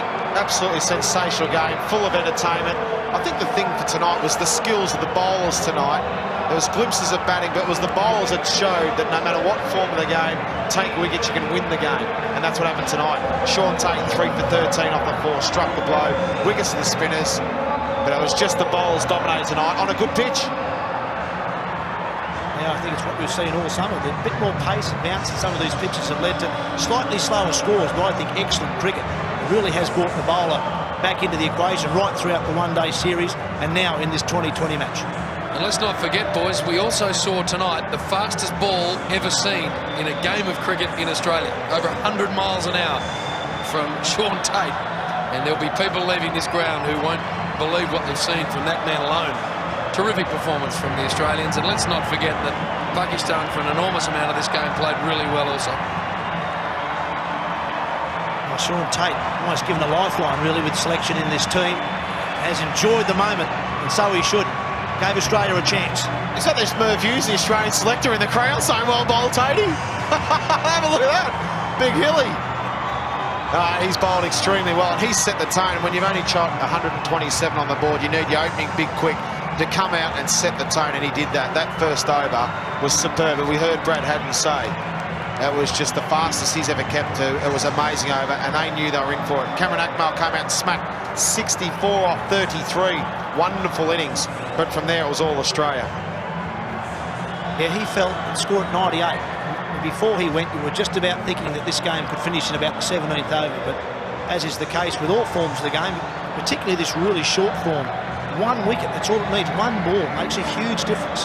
We then saw in Steve Smith's over the wicket, and then very next ball goes for 6, and the game changed twice in 2 balls. What a start for Michael Clarke, captaining the Australian one-day side, not for the first time, or sorry, 2020 side, not for the first time, but for the first time as the official captain. What a win for him, a win by 2 runs. Oh, superb, and to be fair, I think he had a wonderful night too. I thought his tactical, the way he was tactically, the way his bowling changes were, he was aggressive with his field settings. He had a slip in place for most of the time, had 3 slips at one stage. I thought it was super captaincy, and I thought that rubbed off on the team as well. And we've got Ian Healy down on the ground. Yeah, thanks, Stubbs. On Dirk Nannes. Now, you did plenty of good things tonight, but I only want you to talk about that second last over. What were you thinking, knowing they needed 13 to win with 2 overs to go? Oh, look, the guys just said bowl short to him, so I did. Unfortunately, the first one was a bit high, so I had a warning. So I was trying to get the next ones a little bit lower, and then last ball he showed me all his stumps, so I hit him. And that's the way it goes. Now, is there any new thinking? It doesn't sound like there's any new thinking. It's a bit of a lottery. What are batsmen thinking about facing your bowling, do you think? Oh, I've got no idea. Look, I try and keep things pretty simple. All I try and do is bowl a dot or a 1, and you know, in the last over, we knew where to bowl to him, and so I just kept bowling there until he moved, and it's a pretty simple game. I mean, people try and overcomplicate it sometimes. It's just a matter of bowling a dot or a 1 and you win the ball. We had 3 major quicks in our attack tonight, but they were talked up. Did you feel any pressure to defend that 1-2-7? Oh, it's always look, we thought par was probably going to be about 160, 170, somewhere around there, and we were well under par what we thought.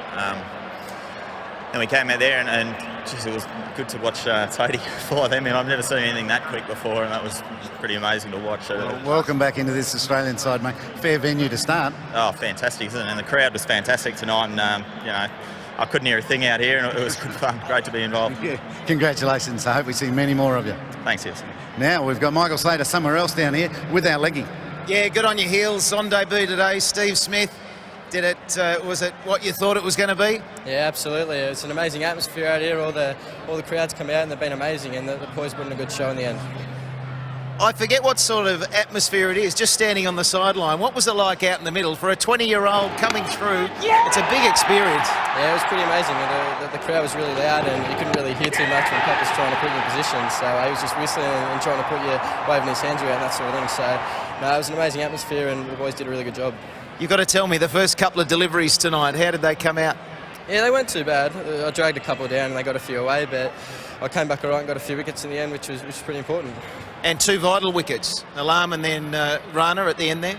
Yeah, I knew they were always going to come pretty hard at me, so if I got the ball in the right place and got a bit of spin and drift on it, I was a chance of getting wickets, and they came out well in the end. Did it help coming out of the 2020 Big Bash domestically to, you know, it was only a couple of weeks ago, so you're in nick when it comes to 2020 cricket? Yeah, I think so, yeah. I'm still in 2020 mode with the bat particularly. I've been slogging everything in the net, so no, it's going pretty well at the moment. Everything's coming together and I'm really enjoying my time out here with the boys. And it seemed that the bowlers really got it together tonight, and Tatey, he was bowling pretty swift. Oh, geez, he was bowling quick. I wouldn't want to be batting there. So he got a few early wickets for us and put him under a bit of pressure, and he bowled brilliantly. Well, Smithy, I don't think you're going to sleep tonight, mate. Well done. Enjoy the buzz. Thanks, mate. Cheers. Good on you. Back to you, Mark Taylor. Thank you, Michael Slater. A big thanks to the 2 Australians there for making themselves available for that chat. Well, what a win for Australia. They won by 2 runs in the final wash-up. Australia 127, Pakistan 125. And great to see the Australian players, quite a number of them, signing autographs there for this 60,000 plus crowd. And they've had a great night. We've seen a good contest, a lower scoring contest, but a really good game of cricket. Well, we'll take a break, but don't go anywhere. There's plenty more to come after that break. Mark Nicholas will speak to both captains and will reveal the KFC Player of the Match.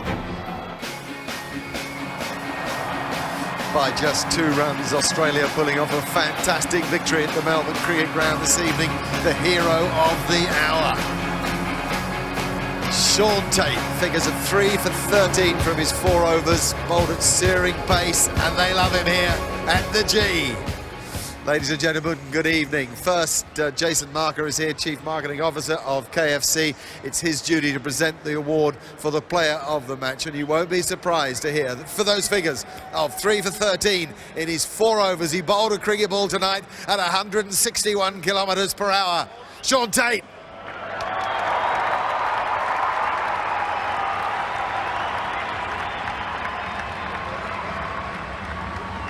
Don't go away, mate. Do not come in here. Don't go away. You're not getting away with that.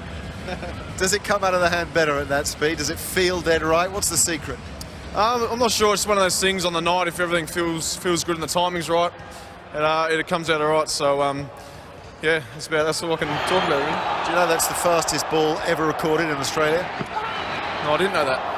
There you go, you got it. Brett Lee in South Africa, Shoaib Akhtar also in South Africa, and now you're 3rd on the list of recorded quick deliveries. It was more than that, though. Every time Michael Clarke turned to you, you had something to give him. Yeah, I think I kept my pace right through the night as well, which was good. It doesn't always happen that way, but I'm not sure how those other 2 boys bowled quicker than that because I almost killed myself out there. You feel fresh? You've had a season. It must be good to come off the back of the Big Bash. You're in form in the 2020 form of the game. Yeah, it probably helped this game coming off the Big Bash last week, and I feel all right. The body's feeling good, and you know, I've been a bit scratched the last couple of games, so it was good to get it together tonight. So, all right, mate. Congratulations, our Player of the Match, Sean Tate. Now, we know that it was enormously close, just 2 runs in it. It looks as if Pakistan had it covered. They didn't quite pull it off. Here's their captain, Shoaib Malik.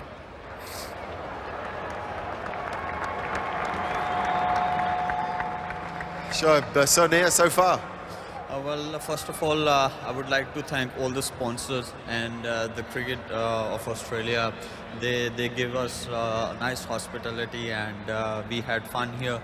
And it's always been fun here whenever we have come here and played good cricket. And we bowled really well, and we fielded really well, but we didn't bat well. And I think you learn from your mistakes, and that's... You must be proud to have got Pakistan fielding well. It's been a problem throughout this tour. Well, we've been struggling a bit in our fielding, but we worked hard and we backed ourselves, and now we fielded well, we bowled well. Unfortunately, we didn't bat well, but you always learn from your mistakes. And do you pick a turning point, maybe the wicket of Cameron Akmal? Yeah, this was the turning point. I think he was He was batting really well in that period, and we were expecting to finish that game from him. But unfortunately, he played that shot and he got out. But I must appreciate the way the bowlers bowled, especially Umar Gul and Saeed Ajmal and Rana Naveedul Hassan. I think they were excellent out there, and especially Mohammad Asif. OK, Shoaib, well done tonight. As I say, so near, but so far in the end. Have a safe journey home. It's been good to have you here in Australia. Thank you very much. Shoaib Malik, ladies and gentlemen. Now, Jason's going to present this handsome trophy here to our winning captain tonight, Michael Clarke.